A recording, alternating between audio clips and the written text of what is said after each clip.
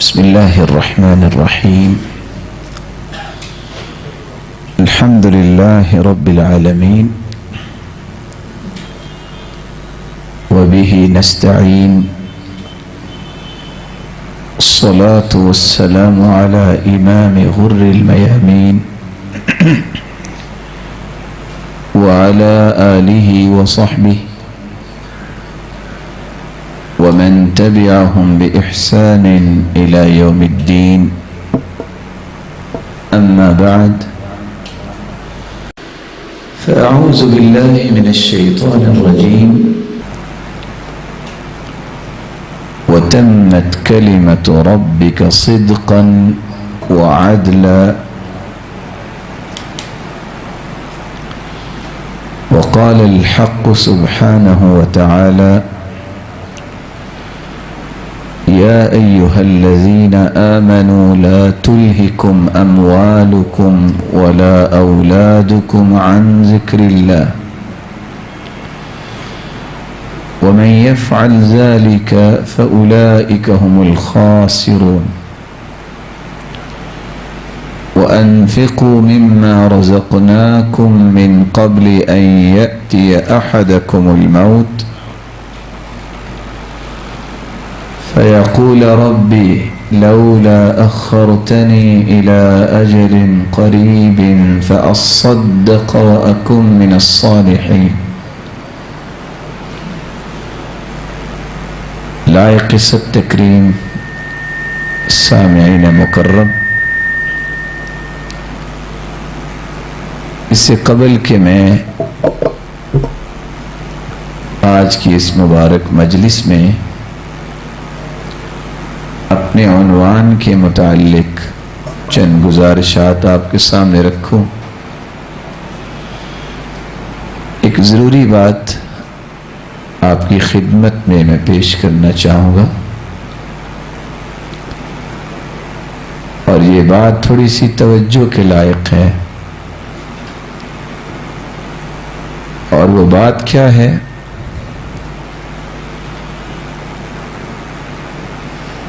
میرے اور آپ کے خالق و مالک کی جو کلام ہے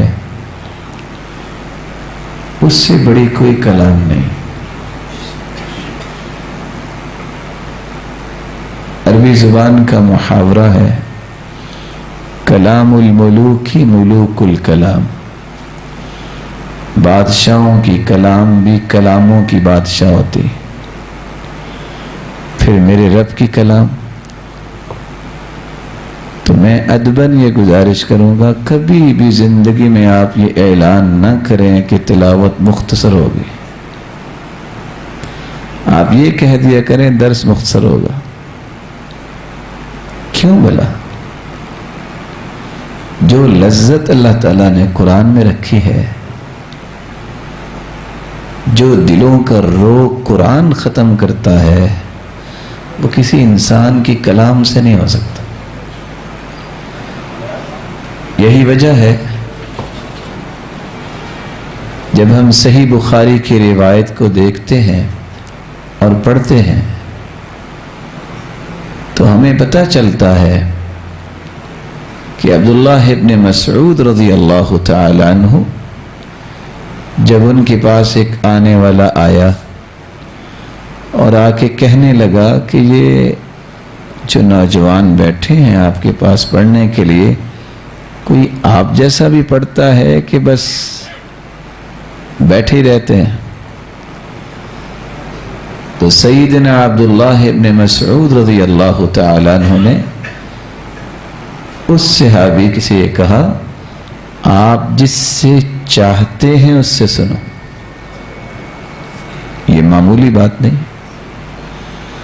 تو اس شخص نے علقمہ ابن وقاص اس کی طرف اشارہ کیا کہ تم پڑھ کے سناؤ. اور یہ نہیں کہ مرضی کا پڑھو، سورۃ مریم کی تلاوت کرو. 50 آیتیں اس نے پڑھی. پھر وہ کہتے ہیں ماشاءاللہ اب بس کرو. تو عبداللہ ابن مسعود رضی اللہ تعالیٰ عنہ نے جب یہ 50 آیتیں سننے کے بعد انہوں نے اس کو روک دیا، پوچھا سناؤ کیسا پڑھا ہے؟ کہا واقعتاً آپ کے شاگرد ایسا ہی پڑھتے ہیں جیسے آپ کو پڑھتے ہوئے سنا ہے۔ تو وہاں 50 آیتیں پڑھی، مختصر تلاوت نہیں کی، اور خود اللہ کے رسول صلی اللہ علیہ وسلم نے اسی عبداللہ بن مسعود رضی اللہ تعالیٰ عنہ سے کہا قرآن سناؤ۔ کہا اللہ کے رسول میں سناؤں؟ نازل تو آپ پہ ہوا ہے اور سناؤں میں؟ فرمایا میرا بھی جی چاہتا ہے میں دوسروں سے قرآن سناؤں۔ تو عبداللہ ابن مسعود رضی اللہ تعالیٰ عنہ نے سورۃ النساء شروع کی، 41ویں آیت پہ جب پہنچے، اور تقریباً یہ آدھ پارے کے قریب ہو جاتا ہے، 41ویں آیت میں جب پہنچے، اس وقت اللہ کے رسول صلی اللہ علیہ وسلم نے فرمایا تھا جب یہ آیت سنی، فَكَيْفَ إِذَا جِئْنَا مِنْ كُلِّ أُمَّةٍ بِشَهِيدٍ وَجِئْنَا بِكَ عَلَى هَؤُلَاءِ شَهِيدًا۔ تو رسول اللہ صلی اللہ علیہ وسلم رونے لگ گئے۔ وہ ہستی جیسی ہستی آج تک پیدا نہیں ہوئی، اور آپ نے فرمایا حسبک حسبک، رک جاؤ۔ تو عبداللہ ابن مسعود رضی اللہ تعالیٰ عنہ فرماتے ہیں جب میں نے دیکھا فَإِذَا عَيْنَاهُ تَذْرُفَانِ فَإِذَا عَيْنَاهُ تَذْرِفَانِ، میں نے جب دیکھا تو آپ صلی اللہ علیہ وسلم کی آنکھوں سے آنسو جاری تھے۔ اس لیے قرآن مجید اس کے بارے میں ہمیں بہت کھلا دل رکھنا چاہیے، اور ہمیں یہ سوچنا چاہیے کہ یہ قرآن 1400 سال کے بعد اتنا پیارا پڑھتے ہیں ماشاءاللہ، تو اللہ کے رسول کے صحابہ کیسے پڑھتے ہوں گے، اور پھر خود رسول اللہ صلی اللہ علیہ وسلم کیسا پڑھتے ہوں گے۔ تو یہ بلکہ خواہش کرنی چاہیے کہ اللہ ہمیں جنت میں جمع فرمائے اور ہم سب کا قرآن سنیں۔ قرآن سے بڑھ کے کوئی لذت نہیں۔ میں دل کی اتھا گہرائیوں سے دعا دوں گا حضرت قاری صاحب کو، اللہ رب العزت ان کو دنیا اور آخرت میں کروڑ رحمتوں سے نوازے۔ اور سچی بات یہ ہے کہ جب انسان کا دل بیمار نہ ہو، شرط یہ ہے دل زندہ ہو، تو قرآن سے یہ دل سیر نہیں ہوتا۔ اور وَتَرْدَادُهُ يَزْدَادُ فِيهِ تَجَمُّلًا، اگر کوئی قرآن پڑھنے والا ہو تو جی چاہتا ہے کچھ اور پڑھ لے، جی چاہتا ہی نہیں ہے کہ اس کو کہیں آپ بس کریں۔ تو اللہ ہمیں قرآن کی ایسی سچی محبت نصیب فرمائے۔ آج کی اس مبارک مجلس میں جس موضوع پہ چند گزارشات آپ کے سامنے رکھنا چاہتا ہوں، وہ اس آیت کی روشنی میں موضوع ترتیب دیا گیا ہے، وَتَمَّتْ كَلِمَةُ رَبِّكَ صِدْقًا وَعَدْلًا۔ اللہ کے کلمات، جس کو آیات قرآنیہ بھی کہہ سکتے ہیں، کلام اللہ بھی کہہ سکتے ہیں، صداقت و عدالت ان کلمات سے بڑھ کے کسی کو نصیب نہیں ہے۔ کائنات میں سب سے بڑی صداقت و عدالت اللہ تعالیٰ کی کلمات ہیں۔ جہاں پوری کائنات کی صداقت و عدالت ختم ہوتی ہے، وہاں میرے رب کی کلام کی صداقت شروع ہوتی ہے۔ اس صداقت و عدالت کو دنیا میں پیدا کرنے کے لیے اللہ تعالیٰ نے ایسے لوگوں کا چناؤ کیا، ایسی ہستیوں کو چنا جو معاشرے کے اندر سب سے بڑے صادق اور امین ہوتے، جن کو انبیاء و رسل کہا جاتا ہے۔ پھر معاشرے کے اندر اسی صداقت و امانت کو اور دیانت کو عام کرنے کے لیے اللہ تعالیٰ نے مختلف اوقات میں اپنی کتابوں کو نازل کیا جو صداقت و امانت اور دیانت کا ایک مظہر تھی۔ آخری پیغمبر محمد الرسول اللہ صلی اللہ علیہ وسلم،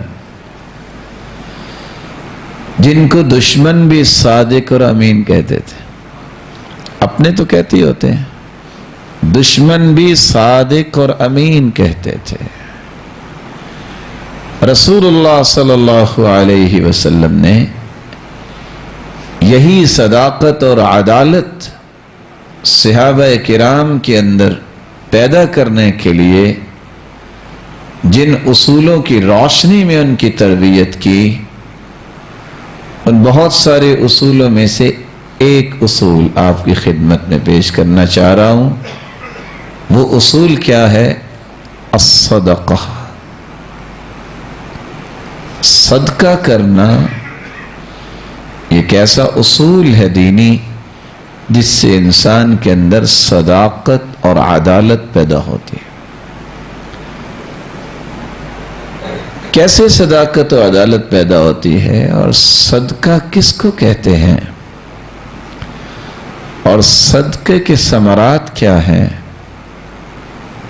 اور صدقے کے کون کون سے پہلو ہیں اور سب سے افضل صدقہ کون سا ہے اور اس کے آداب کیا ہیں، یہی وہ 5 نکات ہیں جو آج ہماری گفتگو کا محور اور مرکز ہوں گے۔ تو آئیے سب سے پہلے صدقہ کیا ہے؟ الصدقہ عربی زبان میں یہ صدق یصدق سے ہے، جس کا مطلب ہے کوئی چیز خیرات کے طور پہ دینا، سچی خبر دینا، سچی دوستی، بے لوث محبت، نصیحت کرنا، بہادری دکھانا۔ صدقہ ہمیشہ وہ کرتا ہے جس کے دل میں اللہ کی سچی محبت ہوتی ہے۔ صدقہ ہمیشہ وہ کرتا ہے جس کے دل میں دین کی بے لوث محبت ہوتی ہے، اور صدقے کی نصیحت ہمیشہ وہی کرتا ہے جس شخص کو اللہ تعالیٰ نے بہادر بنایا ہوتا ہے۔ صدقہ کرنے والا ہمیشہ وہی شخص ہوتا ہے جس شخص نے اللہ اور اس کے رسول پر ایمان لانے کو ثابت کر دیا ہوتا ہے۔ اس لیے علماء یہ لکھتے ہیں، العطیہ یبتغى بها المثوبہ من اللہ سبحانہ وتعالی، ہر وہ چیز جو اللہ کا تقرب حاصل کرنے کے لیے اجر و ثواب کی نیت سے دی جائے، اسے عربی زبان میں صدقہ کہتے ہیں۔ رسول اللہ صلی اللہ علیہ وسلم نے اسی لیے اس صدقے کی فضیلت کو بیان کرتے ہوئے فرمایا کہ صدقہ انسان کے مضبوط ایمان کی دلیل ہے۔ سیدنا ابو مالک رضی اللہ تعالی عنہ روایت کرتے ہیں، اور یہ روایت صحیح مسلم کی ہے،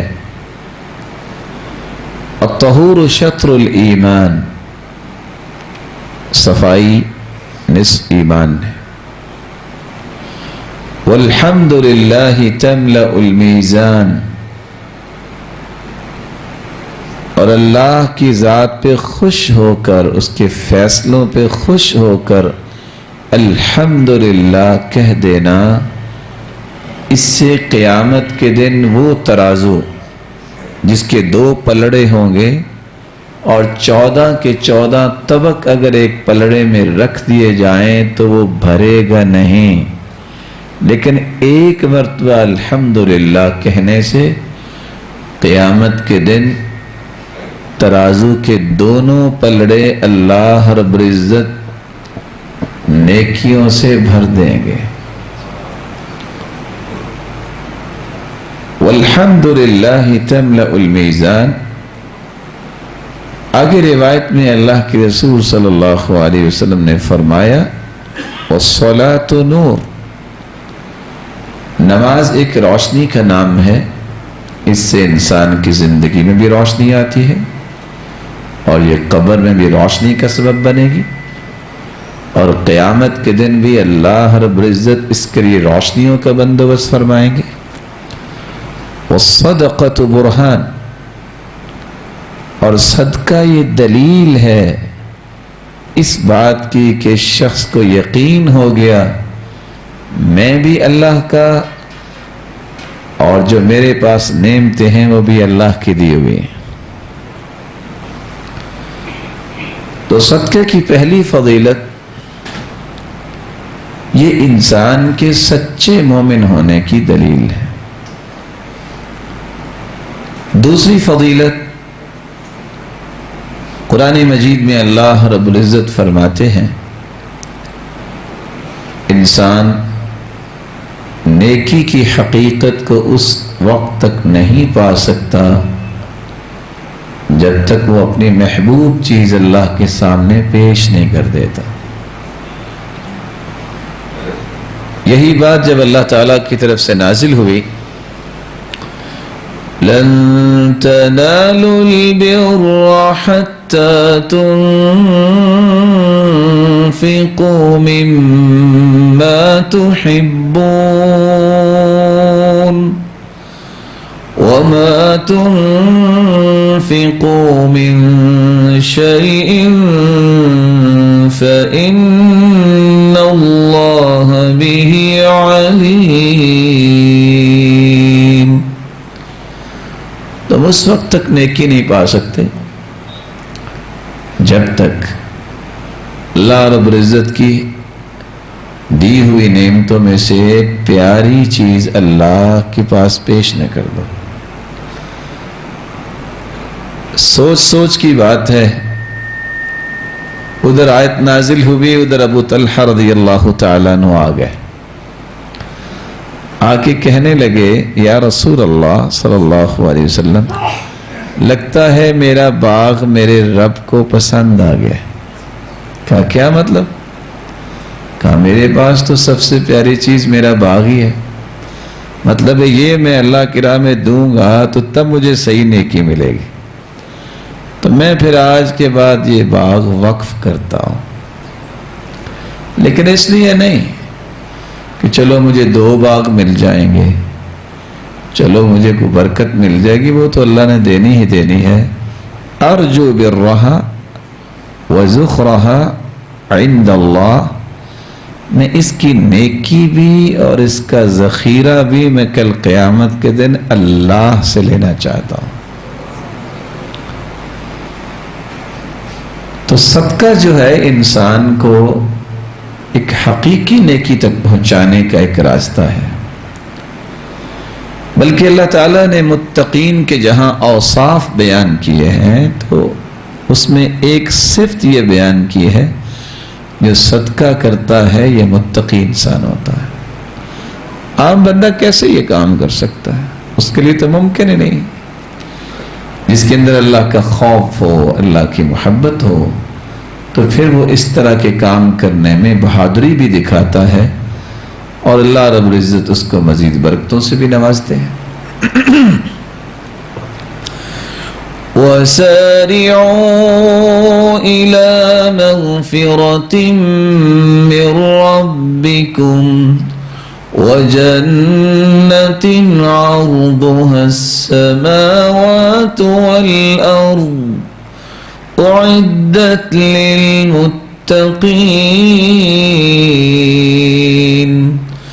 الذين ينفقون في السراء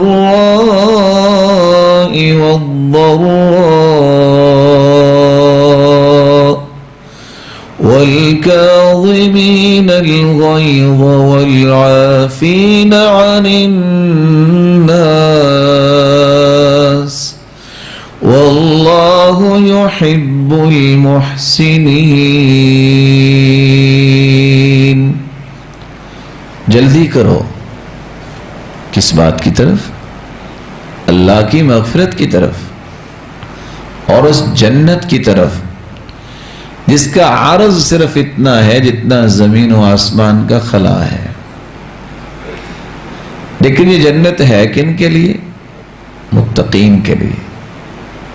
تو پھر متقین کون ہیں؟ جن کی اس آیت کے اندر 3 نشانیاں بیان ہوئی ہیں. الذین ينفقون فی السراء والضراء، تنگی کی حالت میں ہوں یا وہ آسودگی کی حالت میں ہوں، جو لوگ صدقہ کرتے ہیں، خرچ کرتے ہیں اللہ کی راہ میں.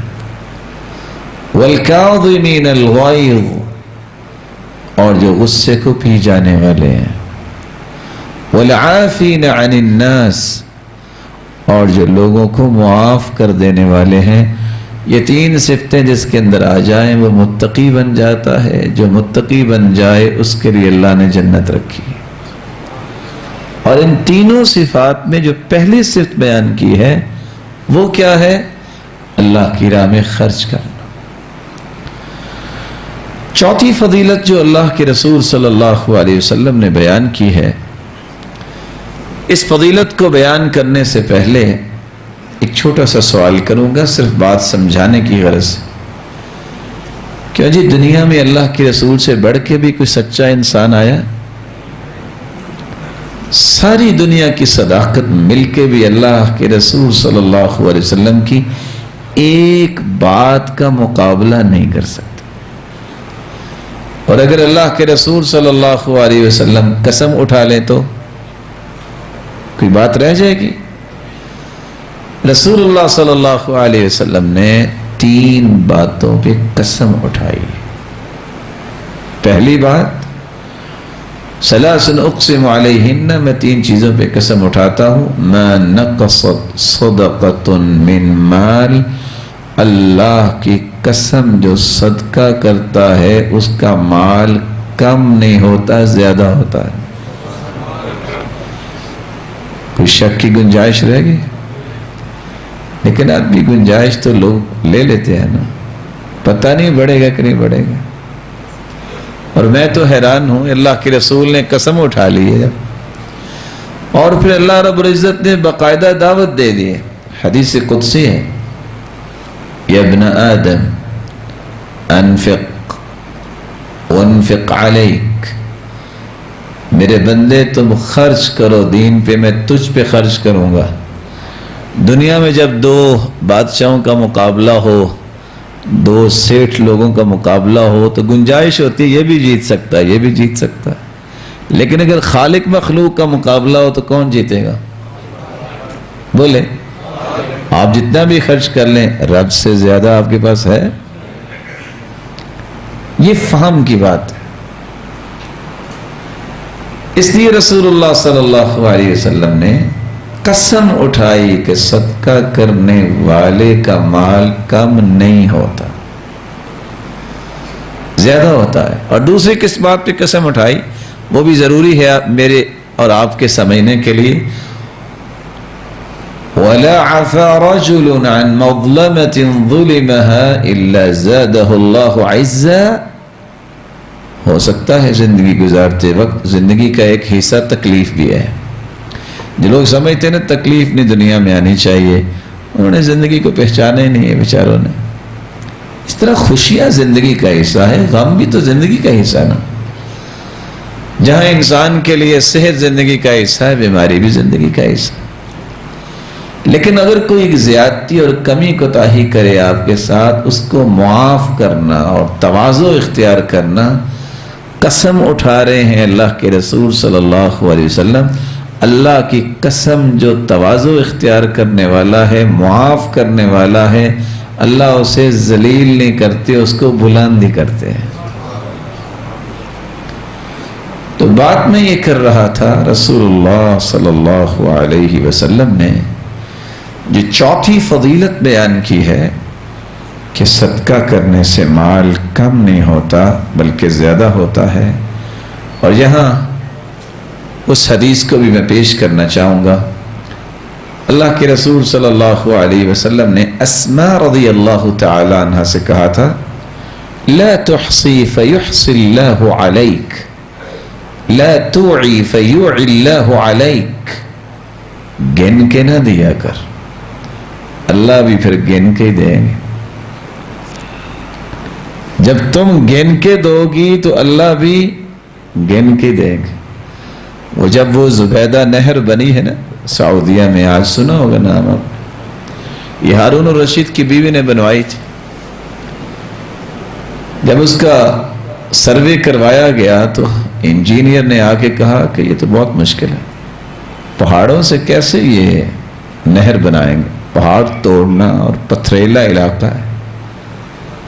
تو اس عورت نے کہا تھا کہ ایک مرتبہ اگر پتھر کو توڑنے کے لیے ضرب لگاؤ تو 1 دینار اگر ایک مرتبہ مارنے پہ خرچ آئے گا، میں پھر بھی بناؤں گی۔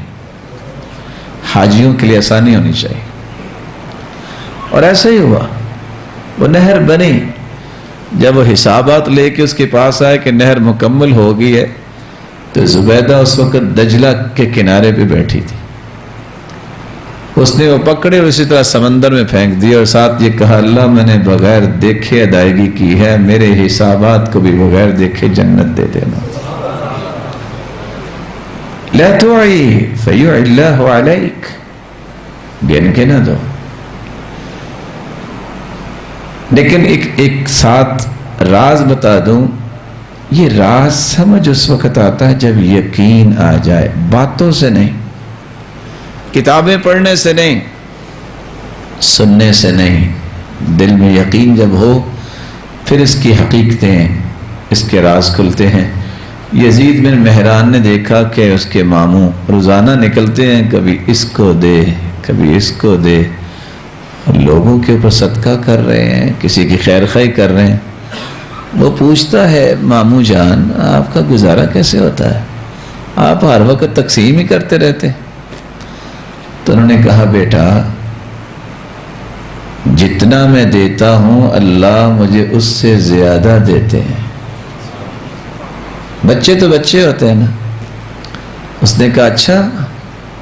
وہ گھر گیا، جو کچھ اس کے پاس تھا اس نے لا کے تقسیم کر دیا۔ 1 دن گزرا، 2 دن گزرے، 3 دن، کہتے ماموں جان مجھے تو نہیں ملا۔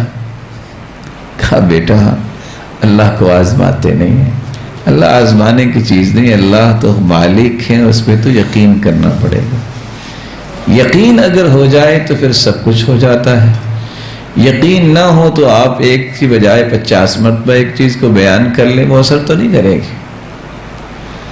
اس لیے بات میں یہ کر رہا تھا، 5ویں فضیلت، اللہ رب العزت نے اس بات کا فیصلہ دے دیا ہے، جو میری راہ میں خرچ کرے گا میں اس کے اوپر خرچ کروں گا۔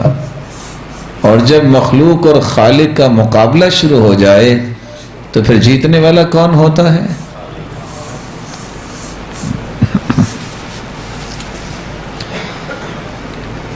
اگر آپ اجازت دیں تو میں 2-3 بھائیوں سے پوچھ لوں میں نے کیا بیان کیا ہے؟ کیا جی اجازت ہی نہیں دے رہے تو پھر کیا پوچھنا ہے؟ آپ نہ تھوڑا وقت سن لیا کریں، لیکن اچھے طریقے سے سن لیا کریں۔ میرا مشورہ ہے، میں آپ کو 15 سال کے بعد کہہ رہا ہوں، میں جب بھی درس دینے جاتا ہوتا نا شروع میں، تو میری بڑی خواہش ہوتی کہ میں آج کم از کم 40 حدیثیں سنا کے واپس آنا ہے، لیکن آہستہ آہستہ انسان کو سمجھ آتی ہے نا، تو اب میں سوچتا ہوں نہیں، صحیح سمجھ آ جائے، 15 حدیثیں بھی سمجھ آ جائیں کافی ہے، لیکن سننے والوں کو تکلیف نہ ہو۔ تو جب اس طرح کے کام ہوتے ہیں نا تو میں سوچتا ہوں آدھے سن رہے ہیں آدھے نہیں سن رہے، مجھے پھر رکنا پڑ جاتا ہے۔ چلو آپ نے اجازت نہیں دی تو میں نہیں پوچھتا پھر۔ خیر بات یہ کر رہے تھے صحابہ کا جو منہج ہے نا میرے معزز، اس کو ہم معاشرے میں لائیں۔ وہ کیا ہے؟ انہدام، یکسوئی، سنجیدگی، متانت۔ کچھ بھی ہو جائے جب اللہ رسول کی بات ہو تو اس جیسی تو لذت ہی کوئی نہیں، اس لیے اس میں آپ کو کبھی پریشان نہیں ہونا چاہیے۔ زیادہ سے زیادہ یہ پریشانی ہوتی ہے کہ خطیب ناراض نہ ہو جائے، میری کیا ضرورت ہے میں ناراض ہوں، میں تو آپ کا بھائی ہوں۔ تو آپ کی اور میری توجہ صرف ایک ہونی چاہیے کہ جو بات ہم کرتے ہیں یا سنتے ہیں میرے مالک اس کو توشہ آخرت بنا دے، پھر تھوڑی بات میں بھی برکت آئے گی۔ تو پانچویں بات میں یہ کر رہا تھا کہ جب اللہ اور اس کی مخلوق کا مقابلہ ہو تو بندہ جیت کیسے سکتا ہے؟ اس لیے لوگ کہا کرتے تھے سلف، انفق ما فی الجیب یأتیک ما فی الغیب، جو تمہاری جیب میں ہے تم خرچ کرو۔ اور جیب کتنی بڑی ہے؟ کسی بندے نے تھیلا تو ساتھ ہی نہ لگایا ہوتا ہے، جیب ہی ہوتی ہے نا، کتنا کو ڈالو گے؟ اس جیب میں جو کچھ ہے تم خرچ کرو، تمہارے پاس وہ آئے گا جو غیب میں ہے۔ اور غیب کتنا ہے کسی کو پتہ؟ انلیمیٹڈ۔ چھٹی بات رسول اللہ صلی اللہ علیہ وسلم نے جو بیان کی ہے صدقے کی فضیلت کے بارے میں، میں اور آپ چاہتے ہیں کہ ہمارے لیے کوئی دعا کرے اور ہمیں بھی ایک دوسرے کے لیے دعا کرنی چاہیے۔ میں بھی دعا کرتا ہوں مالک الملک آپ سب کو دنیا اور آخرت میں خوشیاں نصیب فرمائے، لیکن کوئی شورٹی نہیں دے سکتا کہ میری بات رد نہیں ہوتی، میری ہر بات قبول ہوتی ہے۔ واحد نورانی مخلوق ہے جن کو فرشتے بولتے ہیں، ان کی دعا کو اللہ رد نہیں کرتے۔ اور اس کا راز بھی سمجھیے رد کیوں نہیں کرتے۔ اصل میں قرآن اس بات کی گواہی دیتا ہے کہ فرشتے اللہ کے حکم کے بغیر دعا کرتے ہی نہیں، اور اللہ رب العزت اس وقت تک دعا کا حکم فرشتوں کو دیتے ہی نہیں جب تک اپنے بندے کو پسند نہ کر لے۔ تو دو باتیں سمجھ میں آئی نا۔ اللہ جب کسی کو اپنا پیارا بنا لیتا ہے تو پھر نورانی مخلوق کو آرڈر دیتا ہے اس میرے پیارے بندے کے لیے دعا تم بھی کرو، اللہ پھر قبول کر لیتے ہیں۔ ہر روز ما من عبد ما من يوم يصبح العباد فيه إلا وملكان ينزلان يقول أحدهما اللهم أعط منفقا خلفا ويقول الآخر اللهم أعط ممسكا تلفا۔ ہر روز جس طرح ہم اپنے کام کاج کرتے ہیں دو فرشتے اللہ رب العزت بھی بھجوا دیتے ہیں، اور دونوں اپنے کام پہ لگے ہوئے ہیں۔ ایک سارا دن کام کیا کرتا ہے؟ اللہم اعط منفقا خلفا، اے اللہ جو تیری راہ میں خرچ کرتا ہے اس کے مال میں برکت فرما دے۔ وہ صبح سے شام تک دعا یہ کرتا ہے۔ دوسرا فرشتہ اپنا کام کر رہا ہوتا ہے، اور وہ کیا کام ہے؟ اللہم اعط ممسکا تلفا، یا اللہ مال بھی تیرا، یہ بندہ بھی تیرا ہے، جو تیرا دیا ہوا مال تیری راہ میں خرچ نہیں کرتا، یا اللہ برباد کر دے۔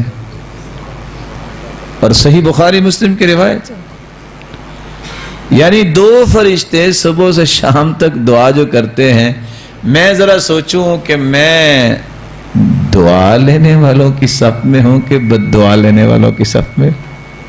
سوچنا چاہیے نا ہمیں۔ تو فرشتوں کی دعاؤں کا مستحق وہ بنتا ہے جو صدقہ کرتا ہے۔ کتنی باتیں ہو گئی؟ اللہ آپ کو برکت دے۔ ساتویں بات، اور یہ بات بڑی مہم ہے، اس بات کو ذرا غور سے سنیے گا۔ رسول اللہ صلی اللہ علیہ وسلم نے جو صحابہ کرام کو سمجھا دی کہ آپ کے پاس اگر مال نہیں، صرف آپ نیت کر لیتے ہیں کہ میرے پاس اگر مال ہو تو میں بھی یہ کروں گا نیکی،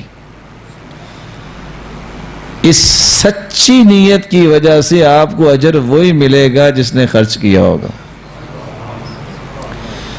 فرمایا انما الدنیا لاربعۃ نفر، لوگوں دنیا 4 لوگوں کی ہے، ان میں پہلا وہ انسان ہے جس کو اللہ نے مال بھی دیا اور علم بھی دیا۔ کتنی چیزیں ملی؟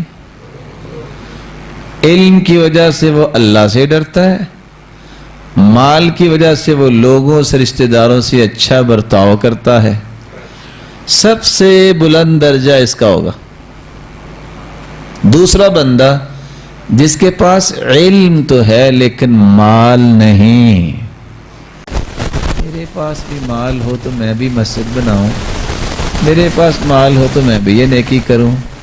اس کے پاس مال نہیں ہے، اس نے یہ کام نہیں کیا، لیکن حدیث کیا کہہ رہی ہے؟ فَأَجْرُهُمَا سَوَا، اس بلند مقام والے کے ساتھ ہی قیامت کے دن یہ کھڑا نظر آئے گا۔ تیسرا شخص جس کے پاس مال ہے، علم نہیں، جب علم نہیں تو اللہ کا خوف نہیں ہوگا۔ مال تو ہے لیکن اس کو برائی پہ لگاتا ہے، جوا کھیل لیا، شراب پی لی، اللہ کی نافرمانی کر لی، یہ سب سے خبیث جگہ پہ ہوگا۔ اور چوتھا وہ شخص نہ اس کے پاس مال ہے نہ اس کے پاس علم ہی ہے، علم نہیں تو اللہ کا خوف نہیں، مال نہیں لیکن نیت ہے، کیا کہتا ہے؟ میرے پاس بھی اگر مال ہونا تو جوا تو میں بھی کھیلوں گا۔ حدیث کیا کہتی ہے؟ فَوِزْرُهُمَا سَوَاءٌ، اس نیت کی وجہ سے قیامت کے دن گناہ دونوں کا برابر ہوگا۔ اس لیے نیت کر لینے سے ہی انسان کا درجہ بلند ہو جاتا ہے۔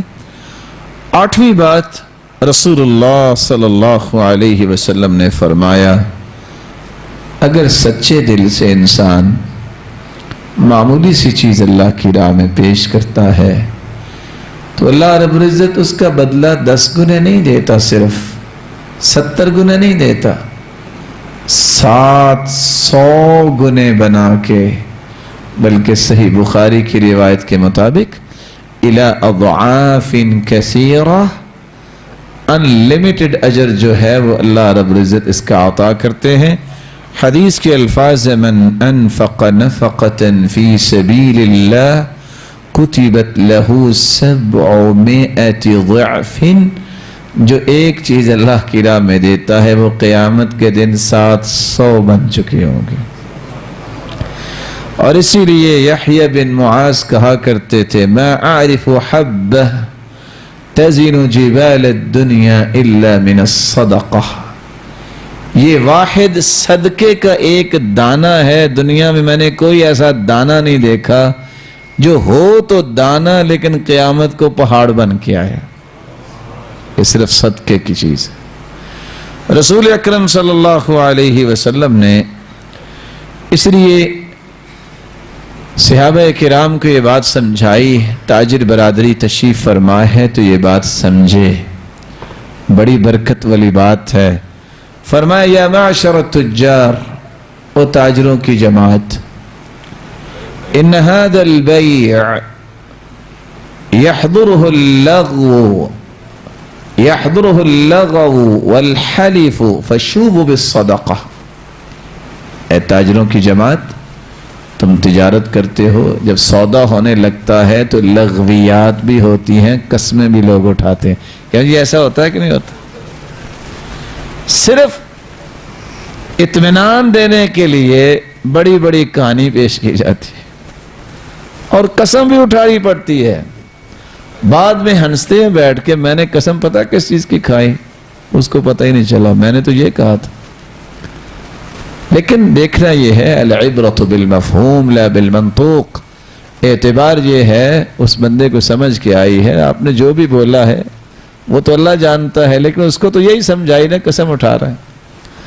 فرمایا اس جھوٹی قسم یا قسمیں اٹھانا اور لغویات کی وجہ سے جو بے برکتی آتی ہے، فشوبوا بالصدقہ، جس وقت ڈیل کر رہے ہو تو اس وقت صدقہ کیا کرو، ہر قسم کی اس طرح کی لغویات اور چیزوں کو اللہ تعالیٰ معاف بھی کریں گے اور تمہاری اس بے میں برکت ڈال دیں گے۔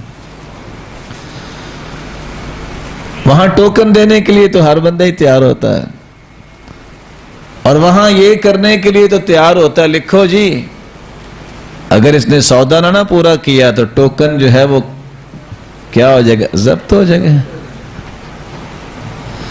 نہا رسول اللہ صلی اللہ علیہ وسلم عن العربون فی البیع، اللہ کے رسول صلی اللہ علیہ وسلم نے بیع کے اندر ٹوکن اس انداز کا کرنا کہ ضبط ہو جائے گا، ایسے منع کیا۔ اور میری بات کو یاد رکھیے گا، ہو سکتا ہے کہ شاید کوئی چھوٹا بھی مجھ سے بیٹھا ہو، ویسے تو سارے بڑے ہی ہیں ماشاءاللہ، لیکن یاد رکھنا آپ کو کروڑ روپیہ بھی مل رہا ہو، آپ سمجھ لیجئے گا میں نے اس کروڑ کے بدلے ذلت خرید رہا ہوں۔ کس بنیاد پہ آپ اس کا یہ ضبط کر رہے ہیں؟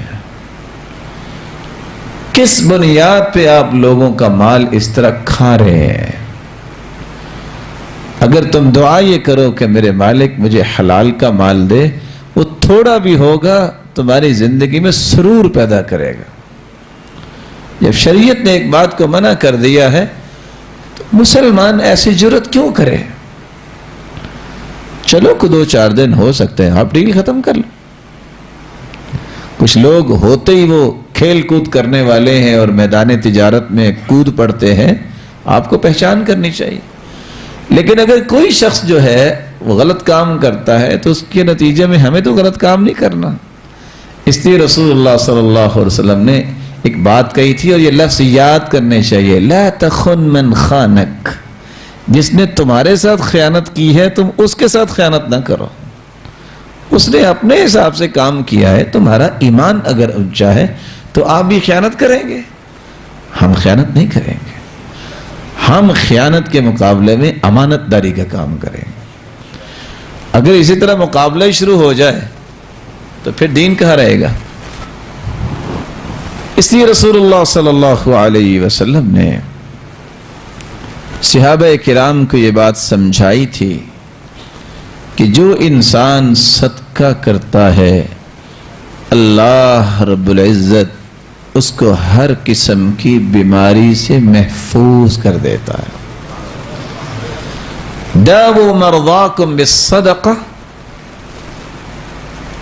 بیماریوں کا علاج میں تو یہ کہوں گا آپ بھی اللہ تعالیٰ سے دعا کیا کریں، یا اللہ اگر تو بغیر آزمائشوں اور بیماریوں کے اونچا درجہ دے دے، تجھ سے کسی نے کوئی پوچھنا ہے کیا؟ جی دے تو سکتا ہے نا اللہ تعالیٰ۔ اور اس لیے ابن القیم کہا کرتے تھے کچھ ایسے لوگ اللہ نے پیدا کیے ہیں، اللہ تعالیٰ یحییہم اللہ بالعافیہ ویمیتہم بالعافیہ ویبعثہم بالعافیہ، وہ ساری زندگی عافیت میں رہتے ہیں، قبر میں بھی عافیت میں رہیں گے، حشر میں بھی عافیت سے اٹھیں گے۔ اللہ ان لوگوں میں ہمیں بھی شامل فرما دے۔ لیکن اگر کوئی معمولی سی بیماری آ جائے تو اس پہ پریشان نہیں ہونا چاہیے، اللہ تعالیٰ سے ہی مدد مانگنی چاہیے، دوائی ضرور لیا کریں، علاج کروایا کریں، یہ سنت ہے، لیکن حرام چیز سے علاج نہیں، کیونکہ حدیث کہتی ہے تداووا ولا تتداووا بحرام، تم دوائی لیا کرو لیکن حرام چیز کی دوائی نہ لیا کرو۔ حرام چیز سے مراد ایسی دوائی جس میں حرام چیز ڈالی گئی۔ کیوں؟ عبداللہ ابن مسعود رضی اللہ تعالی عنہ فرمایا کرتے تھے ان اللہ لم یجعل شفاء امتی فیما حرم علیہم، اللہ رب العزت نے اس چیز میں شفا رکھی ہی نہیں جس کو حرام کہتے ہیں، اس میں شفا نہیں رکھی۔ لیکن علاج جہاں آپ دوڑ کے جاتے ہیں ڈاکٹر کے پاس، جانا چاہیے، منع نہیں ہے، وہاں ایک علاج یہ بھی ہے داووا مرضاکم بالصدقہ، اپنی بیماریوں کا علاج صدقے کے ذریعے کرو۔ یہ صدقہ بھی ایک علاج ہے۔ جہاں آپ صبح شام 2-2 4-4 ایمپی کلاکس لے لیتے ہو، وہاں صدقہ بھی 2-4 روپے کر دو۔ یہ اس سے قیمتی اور اس سے زیادہ پوٹینسی کے کیپسول ہیں، لیکن اس کے لیے یقین ضروری ہے۔ جن لوگوں کو اللہ نے سمجھ دی وہ ایسے ہی کرتے تھے۔ خود امام حاکم جو مستدرک حاکم کے لکھنے والے ہیں، محدث، اچانک ان کو ایسی بیماری ہوئی کہ ان کے چہرے پہ زخم بن گئے، ادھر سے علاج کروا ادھر سے۔ اس نے کہا حدیث تو نہیں چھوڑ سکتا، پڑھتے پڑھتے سامنے حدیث آ گئی، وہاں رک گئے۔ داووا مرضاکم بالصدقہ، علاج کرواؤ اپنی بیماریوں کا صدقے کے ساتھ۔ علاج سارے چھوڑے، سیدھے مسجد میں پہنچے۔ مسجد میں پانی کا سسٹم بنایا کہ لوگ ٹھنڈا پانی پیے، ساتھ ہی پوری زندگی اس دن کے بعد سے چہرے پہ کوئی چیز نہیں ہوئی۔ داووا مرضاکم بالصدقہ، صدقے سے جو اللہ تعالیٰ نے شفا رکھی ہے وہ کسی اور چیز میں نہیں ہے۔ یہی وجہ ہے کہ بعض نیک عورتیں تو صرف اس بات پہ صدقہ دیا کرتی ہیں کہ اگر صدقہ جسمانی بیماریوں کا علاج ہے تو پھر روحانی بیماریوں کا بھی علاج ہوگا۔ تو بیٹا اگر نماز میں سستی کرتا تو وہ صدقہ دے دیتی، بیٹے کی نماز سیدھی ہو جاتی۔ کہتی یہ بھی بیماری ہے، یہ بھی بیماری ہے، روحانی بیماری اور ایمانی بیماری ہے۔ تو 8ویں بات میں یہ پیش کر رہا تھا کہ صدقے سے انسان کی بیماری دور ہوتی ہے۔ بعض قصوں میں عبرت ہوتی ہے۔ سعودیہ کے ایک شیخ بیان کر رہے تھے کہ اتفاق سے ایک شخص کی والدہ بیمار ہو گئی اور پتہ چلا کہ آئی سی یو وارڈ میں چلی گئی ہے اور بے ہوش ہے، نہ جانے کتنے سانس باقی ہیں۔ وہ دوڑا، اس نے چھٹی لی اپنے آفس۔ جو ہی نکلنے لگا تو اس نے دیکھا کہ ایک بلی کی ٹانگ ٹوٹی ہوئی ہے اور بیچاری بلبلا رہی ہے، گرمی کا موسم ہے۔ اس نے کہا باقی کام تو ہوں گے، یہ نیکی تو نہیں چھوڑوں گا میں۔ ساتھ سٹور میں گیا، دودھ لیا اور بلی کو دودھ ڈالا۔ جو ہی ہاسپٹل پہنچا انہوں نے کہا کہ دوسری وارڈ میں آپ کی والدہ کو منتقل کیا گیا ہے۔ تو اس نے مذاق سمجھا کہ لگتا ہے کہ ایکسپائر ہوگی اور مجھے کہہ رہے ہیں دوسری وارڈ میں گئی، آئی سی یو وارڈ میں کیسے اتنی دیر میں منتقل ہو گئی؟ خیر وہاں پہنچا تو ماں ہوش میں تھی۔ کہا ماں یہ کیا؟ کہا بیٹا میں تو خواب میں مجھے نظر آیا ایک بلی دعا کر رہی تھی، اللہ نے قبول کر لی ہے اور میں ہوش میں ہوں، مجھے انہوں نے یہاں منتقل کر دیا ہے۔ یہ باتیں سمجھنے والی ہیں۔ وفی کل ذات کبد رطب اجر، ہر جاندار کے ساتھ احسان کرنے کا اجر ہے۔ کتا حالانکہ پلید ہے لیکن پیاسا تھا، اس کو بنی اسرائیل کی بدکار عورت نے پانی پلا دیا، اللہ نے اس کی ساری زندگی کے گناہ معاف کر دیے۔ اگر ایک مسلمان کو آپ پانی پلا دیں جو اشرف المخلوقات ہے، تو اگر کتے کو پانی پلانے والی کی بخشش ہو سکتی ہے تو مسلمان کو پانی پلانے والے کی بخشش نہیں ہوگی؟ ہوگی انشاءاللہ۔ 9ویں فضیلت، رسول اللہ صلی اللہ علیہ وسلم نے فرمایا الصدقۃ تطفئ غضب الرب وتدفع میتۃ السوء، صدقہ اللہ کے غصے کو ٹھنڈا کرتا ہے اور انسان کو بھیانک اور بری موت سے بچاتا ہے۔ کتنے ایسے مواقع آپ یوٹیوب پہ جائیں آپ کو نظر آئیں گے، ایسے بیڈ ایکسیڈنٹ اور انسیڈنٹ وہاں پڑے ہوئے ہیں، تصور ہی نہیں ہوتا کہ کوئی بندہ بچا ہوگا اور بندہ بالکل ٹھیک، گاڑی کی کوئی چیز نہیں بچی لیکن بندہ صحیح سلامت۔ کیا وجہ ہے؟ اس کی 3 وجہ ہی ہو سکتی ہیں اگر دلائل کو دیکھا جائے، کوئی اور بھی وجہ ہوگی اللہ ہی جانتا ہے۔ یہ شخص اللہ کا پسندیدہ ہو گیا تو اللہ نے اس کی پھر حفاظت کی ہے۔ یہ شخص والدین کی خدمت کرتا ہے اور والدین کی خدمت کرنے والا اللہ تعالیٰ اس کو ایسی بھیانک موت نہیں دیتے۔ یا اس نے صدقہ ایسا کیا کہ جس صدقے کی وجہ سے اللہ نے اس کو بری موت سے بچا لیا۔ اللہ رب العزت ہم سب کو محفوظ فرمائے۔ 11ویں بات، انسان جانتا ہے کہ جب ادیر کوٹھری میں قبر میں چلا جائے گا تو روشنی کہاں سے آئے گی، کیسی گرمی ہوگی۔ روایت کے لفظ ہیں ان الصدقہ لتطفئ عن اہلها حر القبور، قبر کی گرمی سے اگر بچنا چاہتے ہو تو صدقہ کرو، صدقے سے قبر کی گرمی اور حدت اور شدت ختم ہو جائے گی۔ بلکہ کیا ہوگا، تفصیلی روایت ہے سیدنا ابو ہریرہ رضی اللہ تعالیٰ عنہ سے، اور یہ روایت صحیح الترغیب و ترہیب کی روایت ہے۔ جب بندے کو قبر میں ڈالا جائے گا تو نماز اس کے سر کے پاس آ جائے گی، روزہ دائیں طرف آ جائے گا، زکوٰۃ اور صدقہ، زکوٰۃ بائیں طرف آ جائے گی، اور جتنے احسان کیے ہوئے اور صدقہ جو ہے یہ پاؤں کی طرف آ جائیں گے۔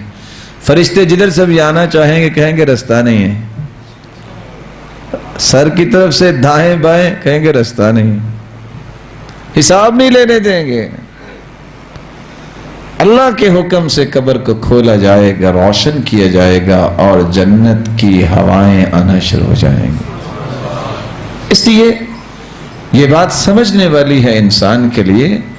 ابراہیم النخعی تو کہا کرتے تھے كانوا يرون ان الصدقہ تدفع عن الرجل الظلوم، اور یہ اس وقت فنومنا ہے معاشرے میں، وہ فلاں زیادتی کرتا ہے، فلاں ظلم کرتا ہے، صدقہ کرو گے تو ظالم کے ظلم سے اللہ تجھے محفوظ کر دیں گے، شریر کی شرارت اور حاسدوں کے حسد سے اللہ تمہیں بچائیں گے۔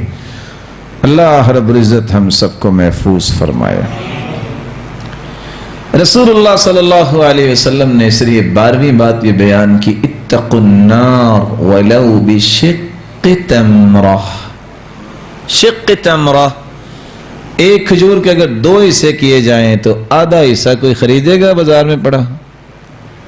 کیا جی؟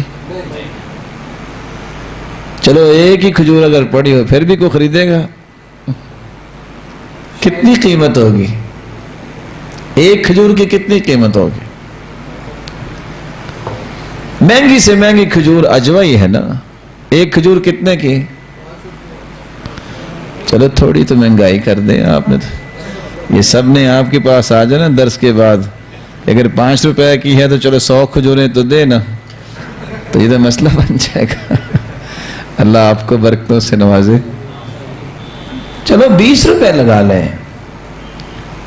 لیکن میں حیران ہوں اپنے رب کی رحمت پہ، من تصدق بعدل تمرہ، جو شخص کھجور کے برابر صدقہ کرتا ہے، بس اوقات آپ کسی لفافے انولپ میں ڈالتے ہوں گے وہ 20 روپے، بس اوقات کسی غلے میں ڈالتے ہوں گے، بس اوقات کسی کو دے دیتے ہوں گے، آپ جہاں بھی ڈالتے ہیں وہ جاتا کدھر ہے؟ سیدھا اللہ کے دائیں ہاتھ میں جاتا ہے۔ فَإِنَّ اللَّهَ يُرَبِّيهَا كَمَا يُرَبِّي أَحَدُكُمْ فُلُوَّ أَوْ فِلْوَةً، اللہ تعالیٰ پھر اس کو پالنا شروع کر دیتے ہیں، پالتے پالتے قیامت کو نامہ اعمال میں ایک پہاڑ آئے گا، بندہ پوچھے گا اللہ یہ کیا؟ اللہ فرمائیں گے یہ کھجور کے برابر صدقے کو پال پال کے میں نے پہاڑ بنا دیا۔ 13ویں بات رسول اللہ صلی اللہ علیہ وسلم نے بیان کی ہے، خصوصاً خفیہ صدقہ یہ انسان کی زندگی میں برکت بھی پیدا کرتا ہے۔ حدیث کے الفاظ یہ ہیں، صنائع المعروف تقی مصارع السوء، جو نیکی کی طرف ہر وقت توجہ رکھتا ہے اللہ تعالیٰ اس کو پچھاڑنے سے بچا دیتے ہیں، اس کو دنیا کے لیے عبرت نہیں بناتے۔ وصدقۃ السر تطفئ غضب الرب وصلۃ الرحم تزید فی العمر، جو شخص خفیہ صدقہ کرتا ہے رب کا غصہ بھی ٹھنڈا ہوتا ہے اور جو رشتہ داروں پہ خرچ کرتا ہے اللہ اس کی زندگی میں برکت پیدا کر دیتے ہیں۔